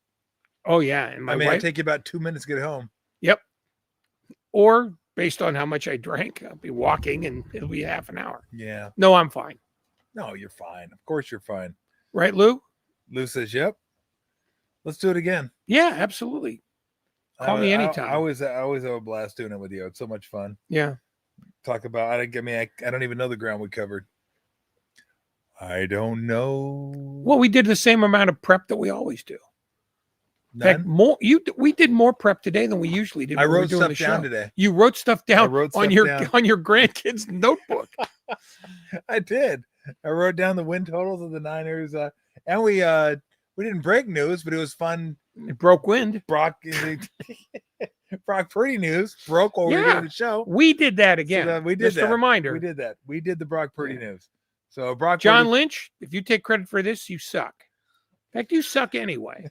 If you're watching this, you're not doing your job. oh, By my the way, God. when is that guy going to be exposed? Who? Lynch. Why? Why What not? do you have with Lynch? What do you have against Lynch? I don't have anything I against like Lynch. Lynch. Why do you like Lynch? One, good guy. Two, Speculative. well, I guess it is kind of speculative, but I know people that know him, and I've always He found could him- have heads and freezers He and could, bodies and he drywall. Could, he could be a mass murderer. That's a possibility. But in the times I've talked to him, I like him. I think he's genuine, and I know people that know him that have told me the same thing. So I like John Lynch. But most importantly, from a Niners perspective, since he's been there, this team has been solid. They've been good. Whether you can talk about the draft, you can talk about free agency, whatever. I don't really care about that. I care about the product on the field. And the product on the field has been very good since he's been there. So, yeah, I mean, I like John Lynch, and I think he's doing a fantastic job. He's a little too earnest for me. I mean, I can see that. I can see where you think you like deceitfulness. Well, no, I expect it. Yeah, you expect It's an NFL employee. And when you don't get it, If you tell the truth Yeah. in the NFL, you get fired. And I mean immediately. That it's written in the standard contract. If you utter a provable fact, you're done. They hand you your papers and you're walking out with a cardboard box. but I am a look. I'm if I don't want to say I'm team this, team that. That sounds a little too Twilight to me, and I don't want to be fucking in the whole Twilight thing. But count me in for Shanahan and Lynch. More than Kerr and Dunleavy? That's a tough one. I for don't you. know the more. I believe that they can get the job done because I've seen it with Steve, but that was Steve and Bob. But I know Steve really loves Dunleavy, and I think Dunleavy can do a good job too. I mean, you can only do so much, right? I mean, you can kind of get hamstrung a little bit with what you have. And the thing Dunleavy has going against him is he's at the tail end of a dynasty he's trying to hold it together and trying to keep it going. So, but I do think they're two really smart guys that work well together. And I think that now the thing Steve has going for him is he's won championships. Shanahan has not done that. Lynch has not done that. Myers did do that and he left. But yeah, now he's working with Stephen A. Smith. yeah, that's a career what in a penalty. Tailspin. What a penalty. What a kick. No, but what a kick in the nuts. Dunleavy will be defined by the team he sends Kuminga to. If he sends him to a team where Kuminga can be impactful on a playoff team, then he'll be buried. If he sends him to like the Hornets, he'll be fine. Well, I think Dunleavy is going to be defined by can they get back to the conference finals. I think that might be too late. Might be. It's and that might and it might not have anything to do with him. I Yeah. think everything about this depends on Curry. No, I think you're right. But to get back to Lynch, that's why I believe that I like him anyway. But I think he's a solid GM. Is that they build a good team, and that's the way I judge it.